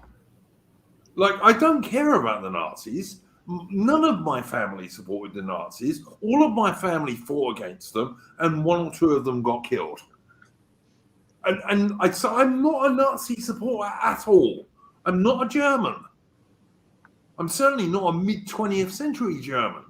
So why can't we just do British stuff if we're British, or American stuff if we're American, or Canadian, Australian, or whatever it might be? I'm just sick of this shit. We put everything into a left-wing frame. Yeah, it's how do I put it? I mean, I think they're actually talking. They're talking now about trying to delete the mass killings under communism page on Wikipedia. Oh, I see, Yep, they are. Yep, I've seen that. Yep, they've been trying to do that for a long time, by the way. But yeah. Well, the best thing is that they blame the kulaks themselves. Yeah. It was their fault. I mean, isn't that literally what the Germans would do with or the Nazis rather would do with the Jays? Blame them for causing their own problem. Well, the thing, we actually had someone, didn't we, in this sphere, Northern Nationalist. He used to go on a lot of kulak blaming. oh yeah, well he was Nazbol, wasn't he? Yeah. Yeah. Oh, God bless Phil. He's in a little world of his own. Yeah. Hound of Ulster is saying in the chat, the left call everything Nazis, conservative that calls everything Nazis. Yeah, I see conservatives doing this all the time. Well, this is the thing. We all play the same game, don't we? Why? Like they call us a Nazi, so then we try and go, oh no, these are the Nazis, and it's like, no, I don't. You're a Stalinist. Yeah. You believe in killing 60 million people, whatever, On purpose and by accident. Yeah. I mean, let's remember that up until 1942, even the Austrian painter was a mere amateur in terms of mass murder compared to Stalin. Up until 1942. Quite. I will reiterate again. Quite a lot of the mass murder post 1942 was largely out of preserving what they felt as their own interest, rather than well, I mean, I probably counts as Holocaust denial. You're gonna get into a lot of trouble soon. Yeah. There's a comment by Mitch. Dump Uncle A, embrace Enoch Powell, true respectable face of British ethno nationalism. Yeah, well, Enoch Powell is the he pushes the envelope a little bit, but you'll find someone in almost every room that will say Enoch Powell was right, even if they then get skittish about all the race stuff. So, he's the ultimate optics king. Yeah, I mean, you also can't claim that he wasn't a remarkable individual in his own right as well. Yeah, which is helpful. Yeah, I mean, Hitler would have spurgs in which he'd like roll on the carpet. Like when Austria basically said no, you can't annex us. He had this moment in which he fell and started rolling on the carpet. Like the guy was deranged, but like he was a brigadier. So have you heard about some of the anecdotes of when he's met up with Mussolini and Mussolini's just kind of trying to get out of the room as quickly as possible because he won't stop talking about like weird esoteric race stuff. I mention people like that at the moment, actually. There's a reason I go on John's streams that are covering Enoch Powell's book, and like that's because Enoch Powell was a based Englishman. So yeah. Yeah. More importantly, though, he was a good man. The thing is that like all politicians, like no matter what the ideology is, before that, I think like people will respect them most importantly if they're a good person. All right. Hang on, I've got to put this up here. John, you know far more about that is like probably the most ridiculous thing I've ever seen written about Enoch Powell. He also said Hitler was a gay Jew, but I think he's just trolling a bit, to be honest. It's, yeah, fair enough. But I mean, the thing is but I mean, Powell was like painfully autistic too. But I mean, that's something you're going to accept, when you get to those sorts. Like, I heard a story that he didn't like water being poured on him, so his wife had to help him bathe or something. I've heard similar. It doesn't come up in his. Does it come up in his biography? Well, the one by Simon Heffer. Yeah. I'm reading that at the moment. I've almost finished it now. That's good. What do you think?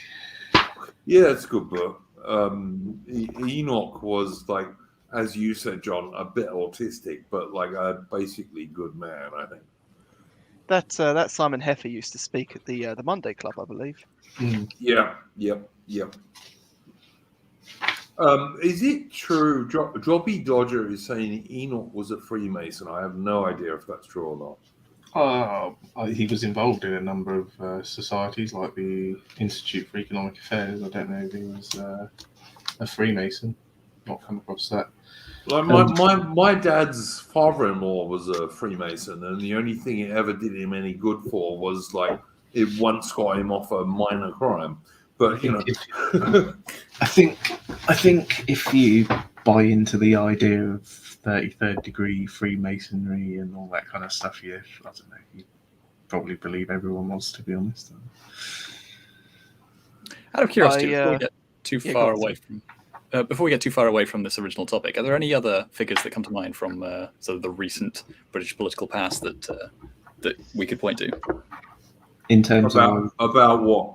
Like worthy of worthy of being venerated in some way, like perhaps venerated is a strong word, but people like Enoch Powell who are sort of pushing in the right direction. Not many at all. The one that comes to Here's the mind- thing. Here's the thing. Now, I don't like the guy, but Winston Churchill Ooh. is a very popular person to a lot of people, Yeah, and he said a lot foolishly. of very similar things to what Powell was saying back in the 1950s. Keep I'm Britain just right. saying. I'm just saying. Okay. The other one that comes to mind for me would be David Stirling. The SAS founder. Yes. So he did a few other things after the war. Most notably, he set up a PMC, which also used quite a lot of funds to try and maintain British soft power across places like Africa. Look, you ain't gonna get me to slag off David Stirling, who was like the most based Scotsman ever, probably. Yes.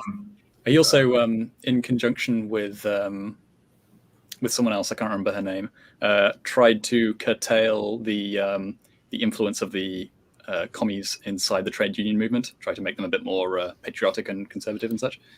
So that was a scheme he was working on in the 70s, I think. I think perhaps the reason Powell stands out more than most is because he wasn't afraid when he felt that the time had come to put politics before party. Yeah. Even to the point where he actively encouraged people to vote against his party because I think what he really did, John, was put Britain before party, well, which is yes. what you would hope all politicians would do, and almost none of them ever do. He recognised that the most important aspect in the sort of 70s was the vote on Europe, and the EU and Labour, unfortunately, were the only ones offering a vote on that. The Conservatives under Heath were desperate to enter it, despite knowing more so than most what it would turn into. Can I just say, John McNamara is asking here, mainly at you, John, was Enoch Powell really an ethno-nat? I see a lot of contradictory stuff in his beliefs, particularly surrounding colonial immigration. I don't, but I mean, you know him better than me, mate. Enoch Powell, it's a difficult one to answer. If you're going down the purity route, no, he wasn't an ethno-nat. He wasn't actively opposed to immigration. He was actively opposed to the scale of immigration. Yeah. I think, and I don't know what he would have determined was an appropriate number, but basically, whenever he was asked about it, he would say it's a problem of scale. Yeah, no, I'd agree with that very largely. But the thing is with that as well that we got to remember is like his opinion of immigration compared to then would be basically the same, would be probably more hardline than anyone else's today. Could you imagine? He was actively campaigning against it when it was in the literal tens of thousands, not net, gross. Yeah, it was tiny compared to what we get now. It was an absolute fraction. Yeah. I would just say Martin Webb again, very base. Churchill's mum was a notorious slag. Yeah, she was an upper class whore. Absolutely. Totally agree. She was a vile upper class but you whore. can't help who your mum is, can you? Well, yeah, but you cannot like you got to be born out. You cannot give up your country to her in the country. You could do that, which Churchill failed to do. I think Churchill totally failed to do. Well, let's be honest. A grave had been dug for that by other people. Yeah, but like he was in the Liberal government of 1906 because he crossed the floor to join the Liberals, and that's why no real Conservative ever trusted him. Parliament is more than one man, unfortunately. Yeah, but look, 1906 to me was like the origin of the ending of British power. Yeah, and as I say, we'll we'll speak about this more when we talk about John Chalmley's Splendid Isolation book, which is really about that British foreign policy, 1874-1914. And yeah, I think Churchill was one of the original bad things that led to that. I am no Churchill fan at all. He always claimed to love the British Empire, but every time he had any power whatsoever, he never failed to damage it. Oh, sorry, going back a bit on the subject of power and ethno-nationalism, I think one of the things that often comes up is the suggestion that he was involved in importing people for the NHS when he was Minister of Health for the period that he was in that role. And from what I understand, there is no suggestion that he was. People have levelled the accusation that, you know, he even went out to recruit, out to the West Indies to recruit. And I think that was something he refuted himself. Basically, no, not at all. Yeah, no, I don't think Powell. I really don't think Powell was a hypocrite. He was many things, but I don't think he was a hypocrite. He changed his mind on some things. We were talking yesterday. When the subject of the EEC first came up, he was broadly in favour, but he admitted later that he hadn't read up enough about it. He was already involved in sort of 4 different rebellions, and he couldn't really handle another one. Once he'd cleared some things off of his plate and he'd read up a bit more about it, he changed tack very quickly. Yeah, I don't disagree with any of that. Rupert August, you're a historian amongst us. Best British king or queen? Ooh.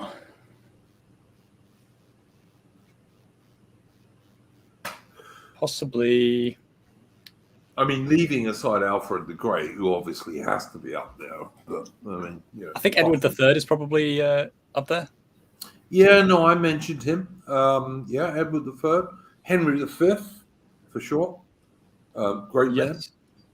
Yeah. I like it. I'm a bit of a fan of Ethelstan myself. Yeah, Ethelstan was good. He actually united England totally, but he did that on the back of Alfred, really. Oh, a lot of it had been done. It's interesting because there is a suggestion that following Alfred's son's death, Ethelstan's father, that the intention was to split the kingdom into, to do sort of like, I suppose, as the kind of French did, to split the kingdom between his sons.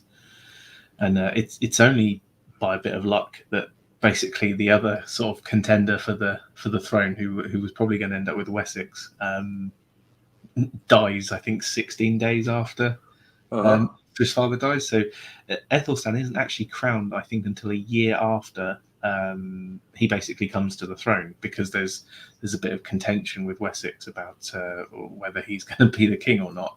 And ultimately he isn't crowned. He's crowned on kind of the border of Wessex and Mercia. And he isn't actually buried in the same place as his father and brother. He's buried in Malmesbury Abbey, which is, I think, closer towards, I think that might be on the Wessex border with Mercia. The only thing I would say about Athelstan is that without Alfred the Great, there wouldn't have been anything for him to consolidate. Oh, I mean, yeah, but where'd you go back to? You can go back further. Oh, you Alfred the Great, absolutely. Because Alfred the Great was the guy who, even when England was on the very edge of succumbing, didn't allow that to happen.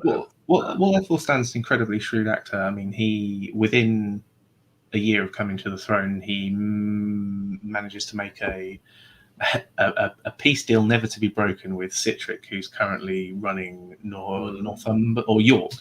And Sihtric then dies, and there's a challenge for the kind of throne there.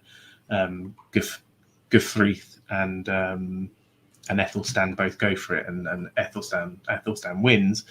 And then you get the I can't think of the Battle of Brunanburh, which is Guthríth's the son of Guthríth, basically comes back over and with Constantine II of Scotland and the King of Strathclyde. I can't think, Owain maybe.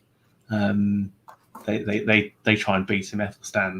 Ethelstan beats them, and there's a famous English poem about it. It's quite long actually. And basically at that point, Ethelstan unites the whole of England.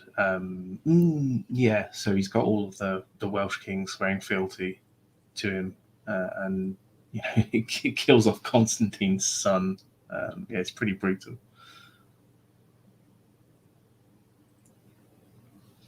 Probably two more that are worth note, I would say. Henry II and Henry VII. Both coming after periods of civil war, and they quite deftly restabilized the situation and passed on something much more cohesive onto their successors than they inherited, especially Henry VII, who probably did more than most other kings to strengthen the institution. Ended that disaster that was the Lancastrian and Yorkist sort of feuding. Yeah. I like Richard I, the Lionheart, because that was the first time that English soldiers used St. George as a battle cry. Richard I is an interesting one, right? Because he steps foot in England very few times, and one of the times he lived his first 8 years in England, to be fair.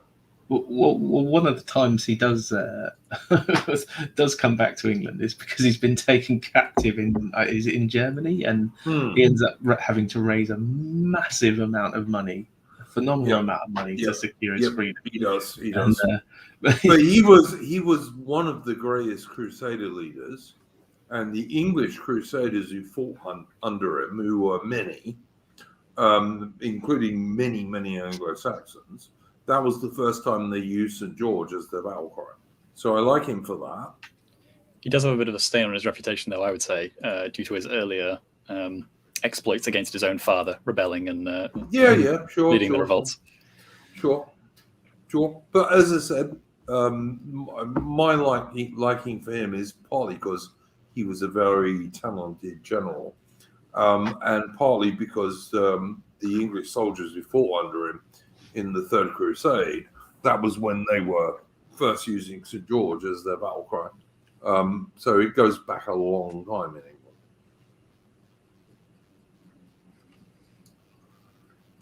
So he's all right.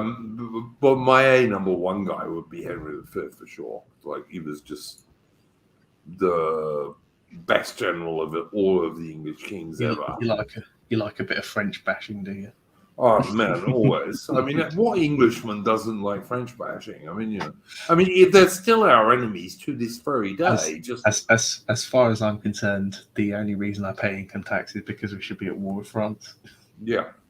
I mean, I'd like the Royal Navy to go and sink the French Navy. I think that would be cool. But yeah, and I'm only half joking about that. But yeah, I just think, Henry V, great king. Did we have many after Henry V? Henry VIII, as one or two people have said, maybe. Not all that many after that, in my opinion. But anyway. Warrior kings, you mean? Yeah, good, like really good kings who you would follow. Not all that many after. Well, Henry VIII, not many. I appreciate George II for being the last king to ride into battle. Yeah, absolutely. He did lead his army in battle at Dettingen, I believe, in Germany. Queen Elizabeth is the first, the second is the first monarch to have been full time in the army as a volunteer. Yeah, I'm not going to say a word about that. In the was it the 8th? Do you know what? I have a personal thing because I swore allegiance to that woman when I was 18, twice actually. But I don't like any of the modern ones, to be honest with you. I really don't. Well, traitors, you'll be hung. the beauty of monarchy is you get what fate deals you. Well, Yeah. but the thing is as well that the system has created this mess, and if we were living under a proper monarchy, the likelihood is they'd be better than they are now. Not guaranteed, but likelihood. I like the Queen's father because he was a modest Royal Navy officer who fought in the Battle of Jutland. I liked him because of that, because my dad liked him because of that. But I don't know, man. That they are operating, and I think they're very conscious of this, in a world that has deposed the majority of its monarchies. Yeah. I think they're keenly aware of that. Well, I mean, Victoria weathered the storm under worse circumstances at times. The monarchy's never been more unpopular than it was under Victoria, and she survived. I think. I think that's exaggerated. I think that's exaggerated, Rupert. To be honest. Also, not a time when the majority of the world's monarchies had already been deposed either. Yeah, absolutely. Well, I mean, monarchies were going down quite a lot of the time through the 19th century. Well, 1848 revolutions and so on. Yeah, okay. But I actually think I see what you're saying, Rupert. But I think the British monarchy is in huge trouble when eventually Her Majesty the Queen dies, and long may that be delayed. But I think they're in huge trouble when that happens. I really do. Because I don't give a shit about Prince Charles. Not a shit. I don't like him actually for the most part. I don't know. I don't know. We'll see what happens. I'm a little bit skeptical of the idea that many people would be taking a principled stand against the king because the king is saying something that, or the king is trying to overrule the government hypothetically on something that they support the king on and they don't support Parliament on. So, if Parliament's trying to push through something that's very unpopular and the king is trying to step in the way of that, I don't think that many people are going to take a principled stand against that. They're going to be happy that the policy is going away. I would like to think that most people would support the king, but the very idea that the king or queen would go against Parliament, like Queen Elizabeth II has kind of destroyed that idea as far as I'm aware. Yes. Well, again, this is why I say that she's probably not the best queen we've had, if we're talking just queens. No, I absolutely agree with that. I mean, it's. I don't know, man. I would like to support the British monarchy, but at this stage, I'm almost like, bring back the Plantagenets, please. And as far as I know, the guy who's got the biggest claim is an Australian cattle station owner, and I'll have him any time over Queen Elizabeth II. Well, I'm not over Queen Elizabeth II, but over Prince Charles. I think Charles will be more popular than we think. Yeah. Yeah, I think that's Yeah. Charles will be fine. Come on. No, he'll be utterly shit, but whether he'll be more popular or not depends on how degraded and decrepit our population is. I think his disposition is towards trying to be vocal on, potentially trying to be vocal on some topics that are obviously a bit more in vogue at the moment amongst the media and such. So he'll get a good rap on some of that, and then also just lean very slightly on elected officials privately, as he did. I can't remember what the scandal was, but I think it was under the Labour government. The helicopter scandal. Sorry. The letter scandal, in which basically where he was saying he was sending private letters to elected officials basically, and trying to lean on them to go in certain directions on policy and make his voice very much known. I think he'd do that in office as well potentially, and that would be one way to start trying to get a bit more influence back for the monarchy. Well, I think he should do that in office. I think the Commons have sequestered so much power to themselves that they've undermined the kind of principle we had in this country. And, they first did that by kind of destroying the House of Lords and making it a mockery of what it ought to be. And then they've done that again by kind of subverting the authority of the king as well. Exactly. Yeah. I think that does need to be rolled back, but you probably have to do it via elected government, or just a Tory government with some backbone on the House of Lords, and then I know, it's a dirty joke, but hypothetically, roll with me here, and then a Tory government with a backbone. My God, imagine on the monarchy thinking side, that. it's more about their personal sort of disposition, and I don't think Elizabeth really had the disposition to try and maintain privileges in the face of.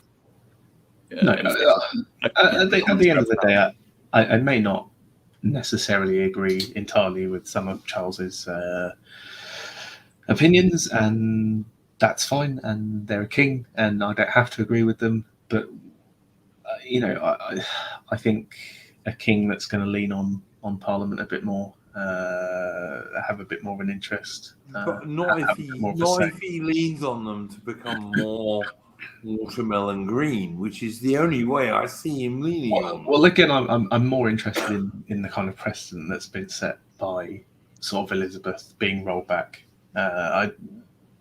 Some things are short term, and maybe my life won't be as comfortable as my parents' life or my grandparents' life, but I would like a strong monarch that feels able to involve themselves in politics and but he won't do their duty. Well, no, maybe he won't, but maybe some of the things he does will mean that future monarchs feel more able to do that, and they will take it to a different direction. I think that's the point. Is we're not going to get a monarch. The next monarch is probably not going to be somebody who vetoes a bill.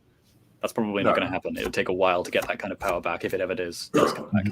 Even though theoretically they still maintain that ability. I mean, there is a suggestion that a number of bills have been amended because of not wanting to put the Queen in a position where she would feel that she would have to veto a bill.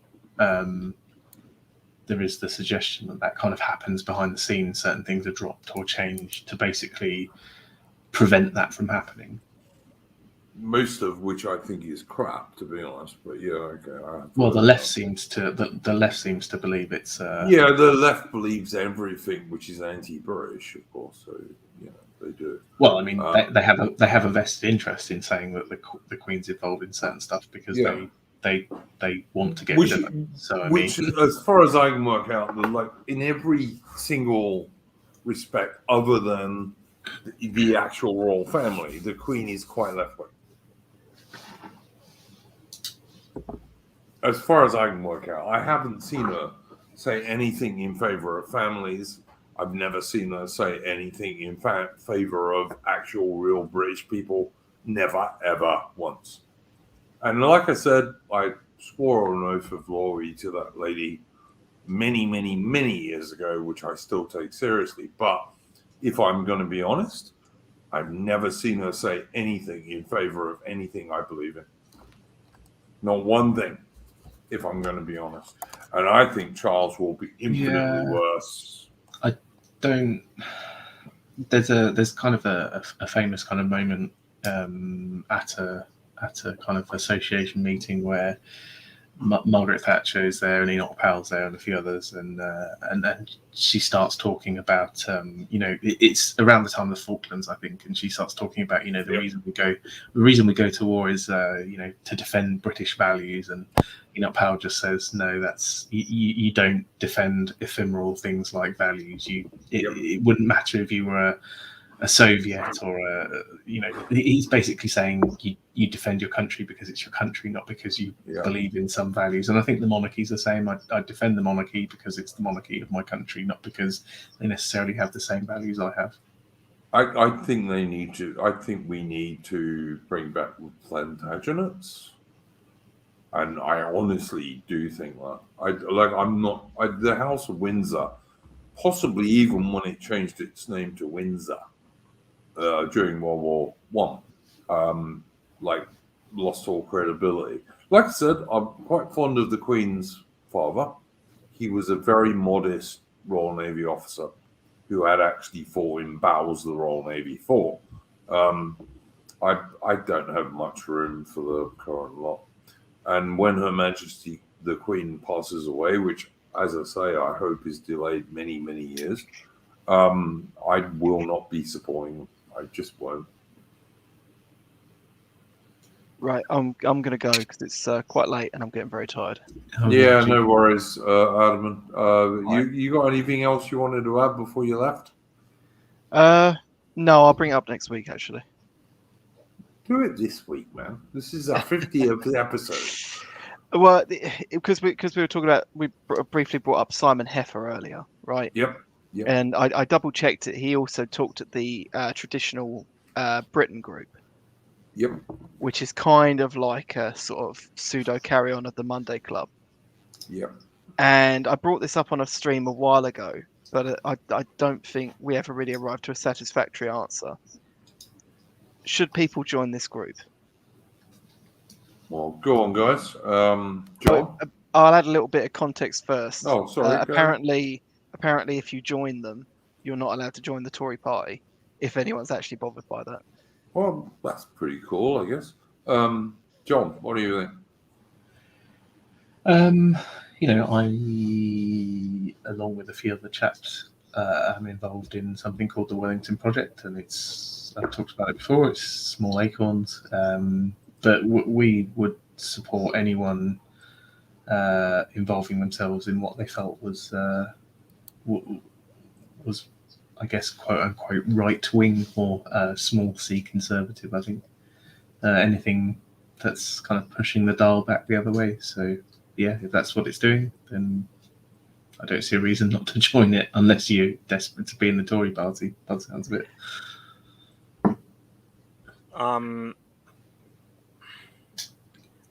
Someone who I know a fair amount about this party. Well, not party. Yeah, it's not really a party, but like, No. Here's the thing: like, you have people like, Jacob Rees-Mogg who went to speak for them, and I believe you also had Dick Spencer at one point go ahead. He was invited to speak for them. Edward Dutton, I do know, spoke for them, and like, Cool. Ed Dutton is. I don't really like Ed Dutton. He's an okay. He's an okay Sounds alright. scientist. He's an okay scientist, but he associates with the wrong people. Yeah,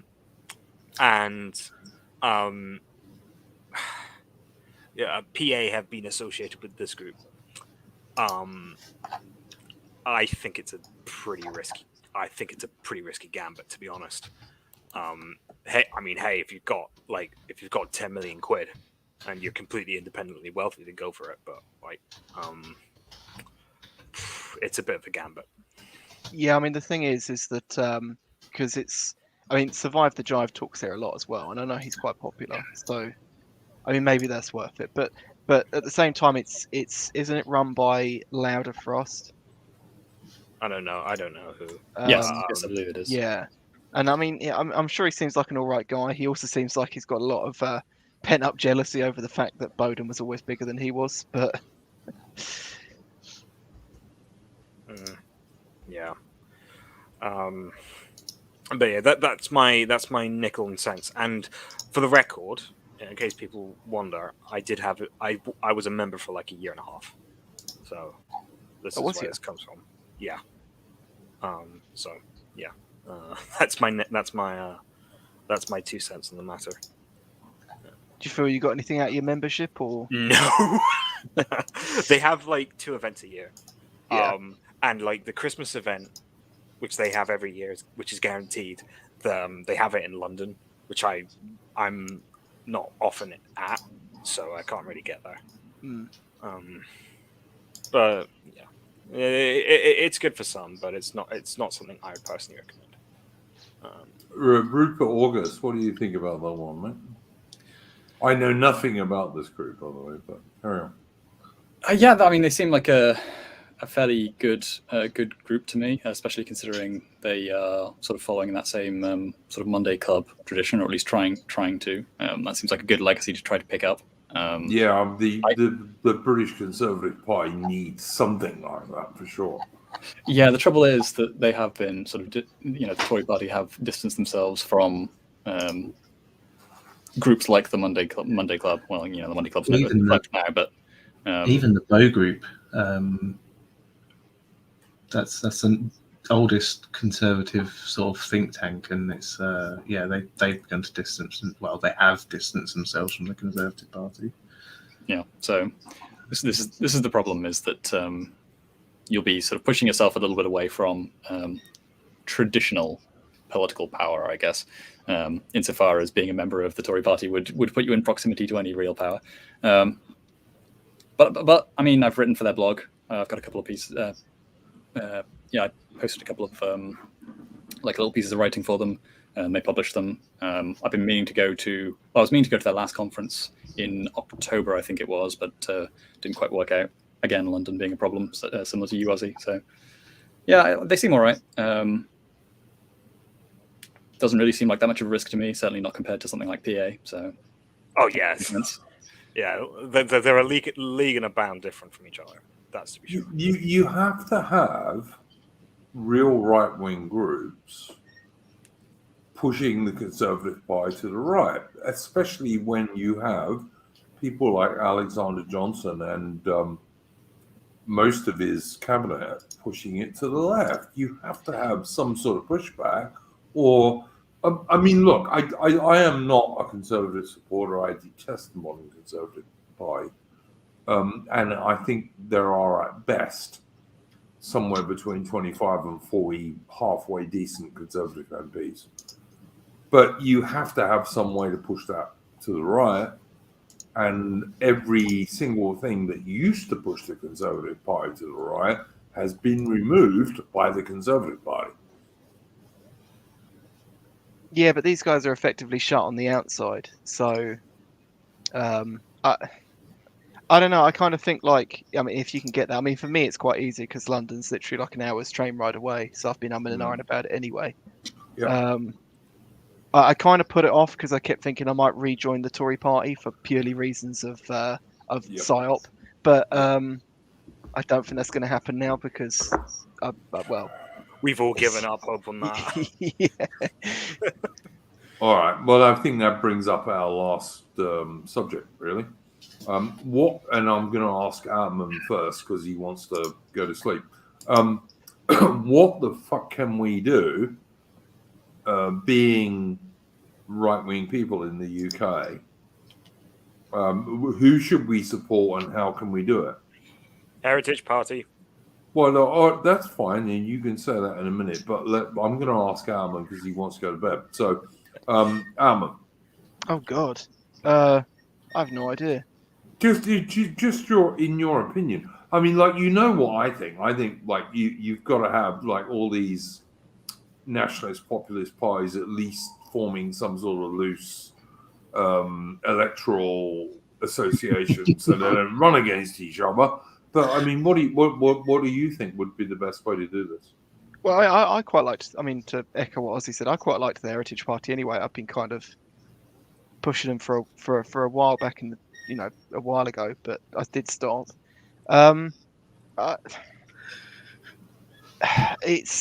haven't even decided what strategy I particularly like, so I don't know if I want to push the sort of party angle or the get the hell out of Dodge and build a right-wing commune angle. I'm not entirely sure. Maybe you can do both. Yeah, I was about to say that. Can you though? I mean, the problem is if you sort of extract yourself from the sort of centers of society, you kind of cut those links. Well, you don't have to though, do you? I mean, you could still live in a rural area and build up a local society kind of thing, and still support a political party somewhere else overall. I suppose it depends on what you mean by support. I mean, I'd be talking about assistance, volunteering, canvassing. Otherwise, I kind of think it's pointless. Well, okay, you can put leaflets around for that party in your local area, I guess.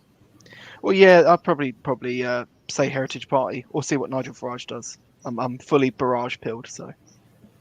Yeah, he's got more power than he wants to use is the problem, I think. No, I think if you think about the way he wants to employ his strategy, I think he uses it perfectly. He's destroyed at least one party by leaving. Well, Farage is not. Farage is a right-wing activist, and that's yeah, and that's what he You said need to- against himself too. he's not a leader. He's not a party leader, because a leader doesn't build a party that lives and dies with them. But that's the But I thing. I mean, mean, he's basically long accepted that he probably can do more from outside the political machine, or on the peripheries of the political machine, than in the middle of it.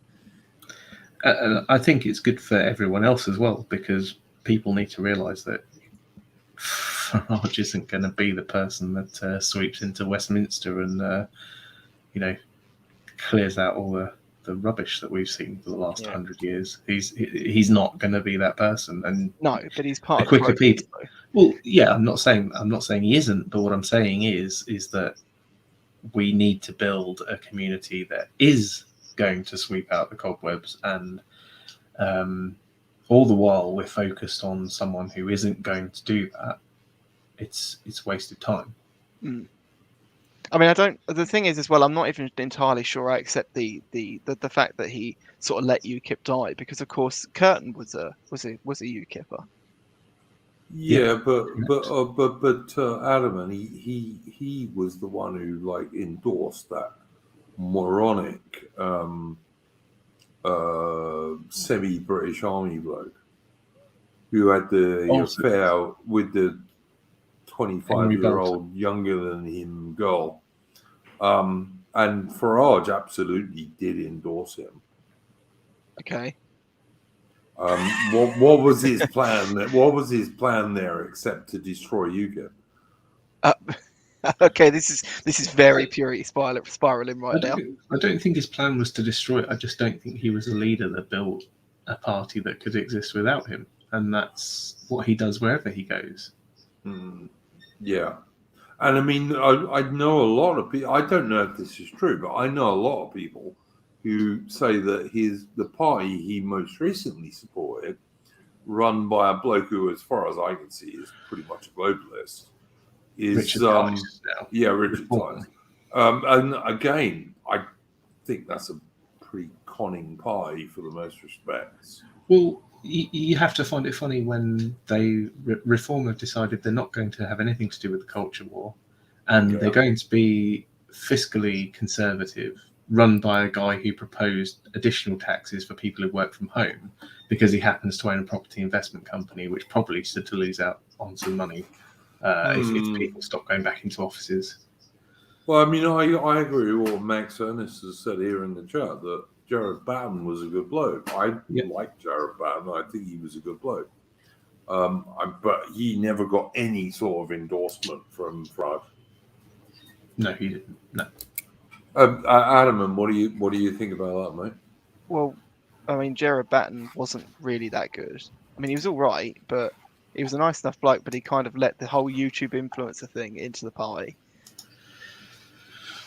Yeah, I suppose. Yeah, okay. I think at that point he was kind of faced with little alternative, wasn't he? UKIP was almost dead on its feet already after a number of leadership challenges caused by the vacuum left by Farage, and there's you can't blame him for thinking that they needed to try something different and perhaps caught some of the younger voters, because UKIP's voter base was incredibly elderly. It probably made the Conservatives' elderly voter base look quite young. Yeah. Well, I liked Jared Batten. I thought he was a genuine British bloke. And I didn't understand why Farage didn't endorse him at all. I could kind of understand why he didn't endorse Marie Waters. I shall tell you why. I shall tell you why. Very early on, Jared Batten started talking about the problem of Islam, and Farage disavowed that straight away. Why? Farage did not want to talk about that. See, this is my problem with Farage.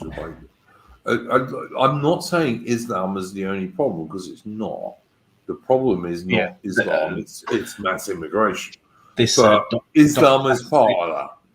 Doxastic Draco in the chat. He's obviously I'm not the only one that thought that was the case. Farage defending Islam. Yeah. I don't get that at all.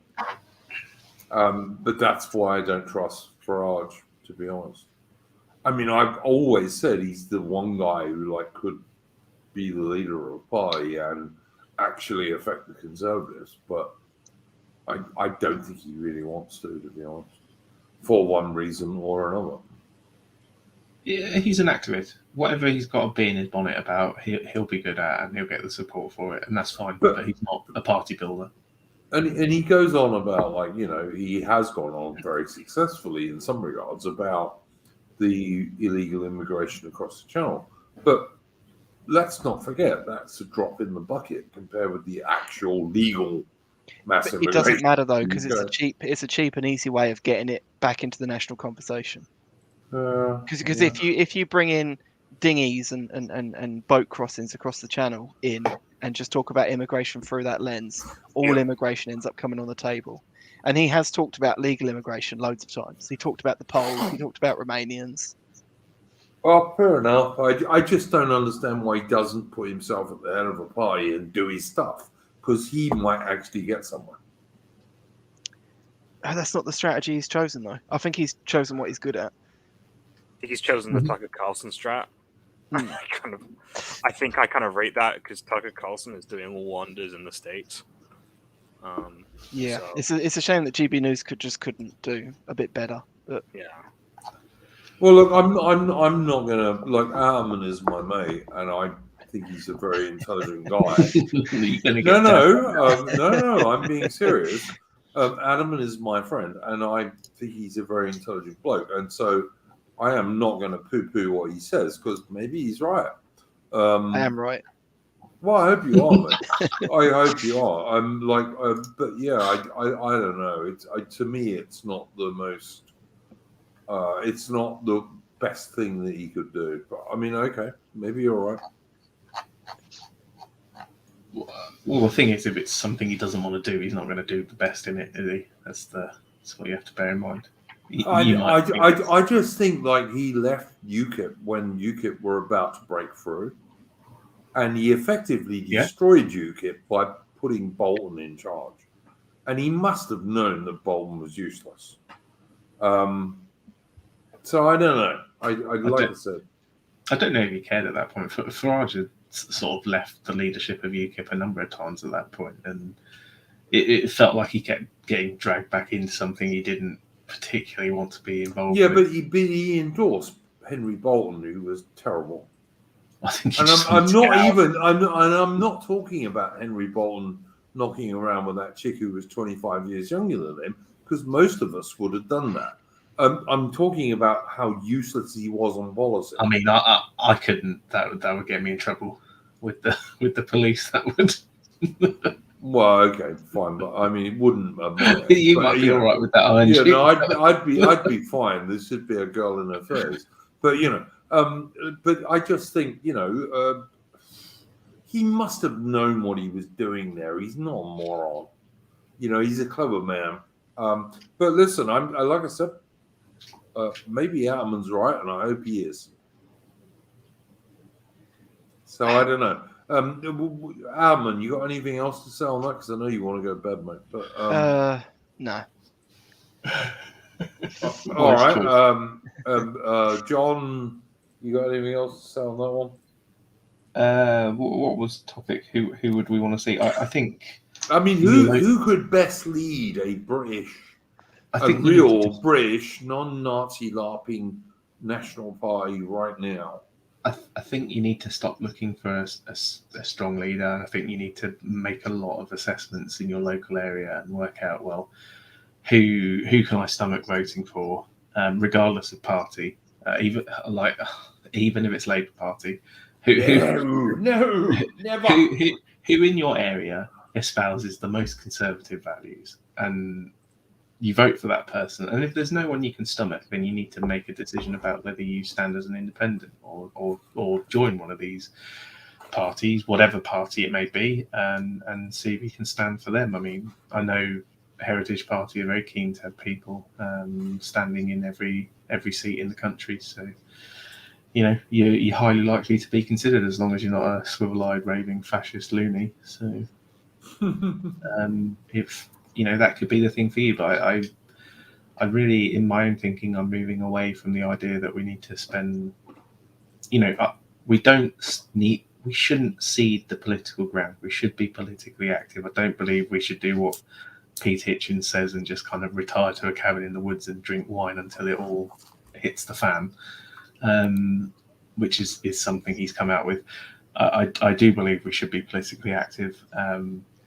I won't specify where, because it may be different for different areas, different where people live, but I think we should be spending far more time investing in our local communities. You know, get to know your neighbours, whoever they are. Yep, agree with that. As an individual, you need to build up. Yeah. So someone said to me, you just have to lift where you stand. You can't be worrying about what's happening 50 miles away, 100 miles away. It's really irrelevant for the most part to your life. You have to worry about what's happening on your street, in your town. Yeah, I don't disagree with that. John McNamara says, Hand of Al's choice, why Duke will never address the Irish question. What Irish question are you referring to? I support Ireland coming back into the United Kingdom. Yes. That is my addressing the Irish question. How about this one? I can't even start. In 2014, the majority of voters for the yes vote were Catholics. They were Irish descended Catholics. I think Nappy has a lot more to say about this than I do, but yeah, by Nappy I mean Napoleon. But yeah, I mean, I don't personally have too much to stick up to the Irish because, like, Here I go again. Hang on 1 minute, please, Ozzy. Hound of Ulster says John McNamara, Duke is like Wellington, an Irishman in denial, pure coat. Paddy has to come home where he belongs. You know where Paddy belongs? Part of Britain. So there we go. Sorry, Ozzy, carry on, man. Like, here's the thing: like, you can talk about the Irish question all day, but like, here's the thing: I think it's really small potatoes. Like, funny word. Very poor choice of words, someone might say. But here's the thing: like, I refer back my thing originally on the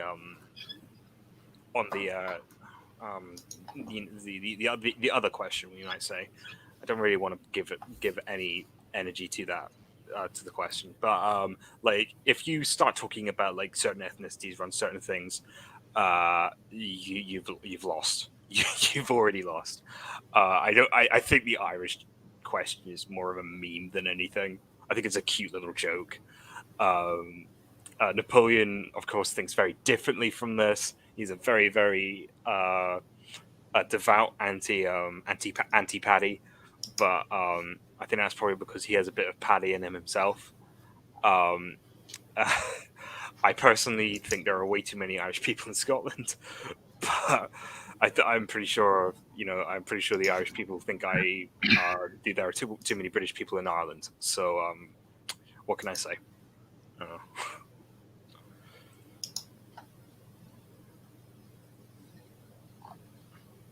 I'm not going to say anything else. Yeah, so anyone else have any base takes on the Irish question? Same as on Duke. I'm just asking Rupert August if he has anything to say on this. Rupert, have you anything to say on this question? You're muted at the moment, mate.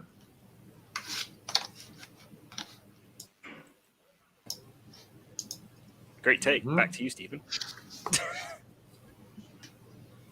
Yeah, I'm just saying to Rupert August, if he can hear us, do you have any views on this? Because you're muted at the moment. Mate. I think he's gone. Move along. Moving right Yeah, along. look, he might be doing something. No, sorry. I couldn't speak for a moment there. Cool. Yeah, the Irish question. I agree with you, Duke, that that Ireland really ought to be brought back into the fold, and then ideally the Irish people would be in Ireland. I mean, I'm quite happy to have the Welsh be in Wales. Better that than in Kent. It's kind of like the same sort of idea, I suppose, to me. They have their own. I absolutely think the English should be in England, and Scots should mostly be in Scotland, and Irish should be in Ireland, and the Welsh should be in Wales. I mean, I'm certainly not going to argue with that idea. But apparently, the Irish, the Republican Irish government these days, really wants to replace most of the Irish people with people from the third world. Yeah. Well, yeah, so, unfortunately, all our governments, I should say. I mean, it's funny that you say the Scots should be in Scotland, because I'm just reminded of an old saying that my granny used to tell me when I was growing up. She would say, "You don't want to go to England. England's a country of immigrants run by the Scots."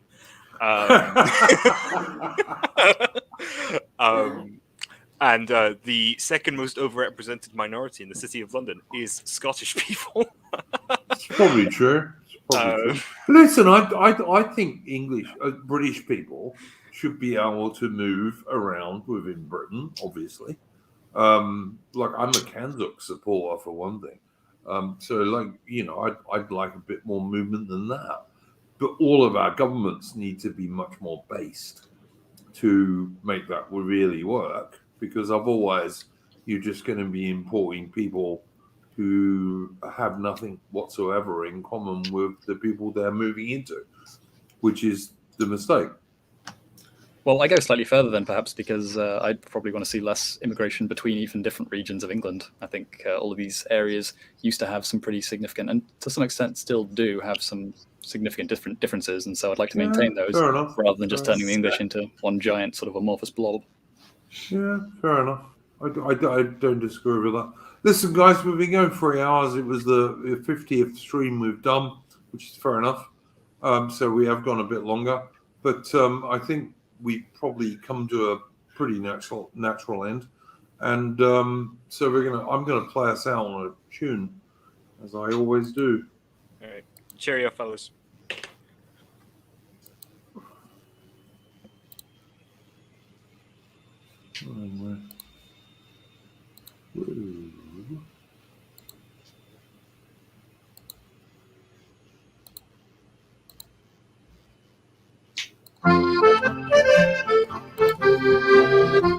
When first I went a soldier with rifle on my shoulder, there wasn't no one bolder in the corps, boys, oh. And when I walked abroad, all the pretty girls would wink at me. The ladies can't resist the jolly soldier.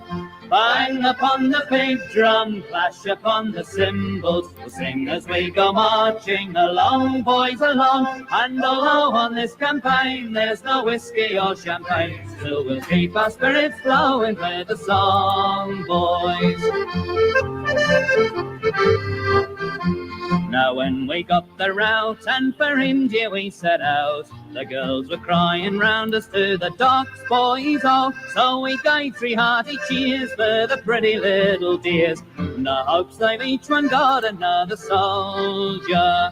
Bang upon the big drum, clash upon the cymbals. We'll sing as we go marching along, boys, along. And although on this campaign there's no whiskey or champagne, still we'll keep our spirits flowing with a song, boys.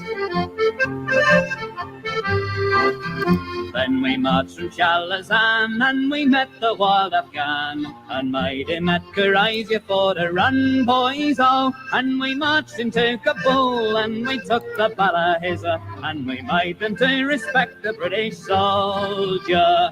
Bang upon the big drum, clash upon the cymbals, we'll sing as we go marching along, boys, along. And although on this campaign there's no whiskey or champagne, still we'll keep our spirits flowing with a song, boys.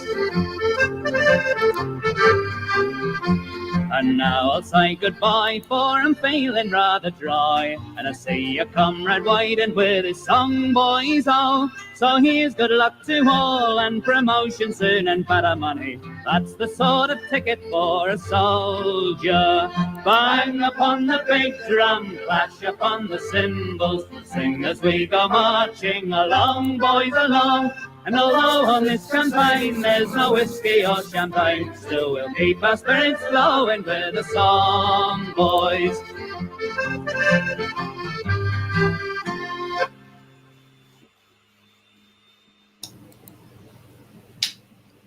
That's all.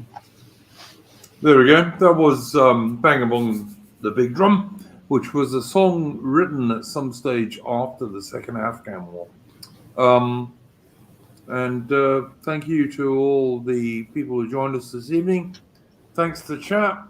And we will see you next week for Splendid Isolation 51. I am still working, by the way, on the Jonathan Bowden stream, but it really depends on a friend of mine who needs to take part, or it won't be as good as it could be. So we'll see how it goes. But we'll see you next week for Splendid Isolation 51. And take care, folks, and don't let the bastards grind you down.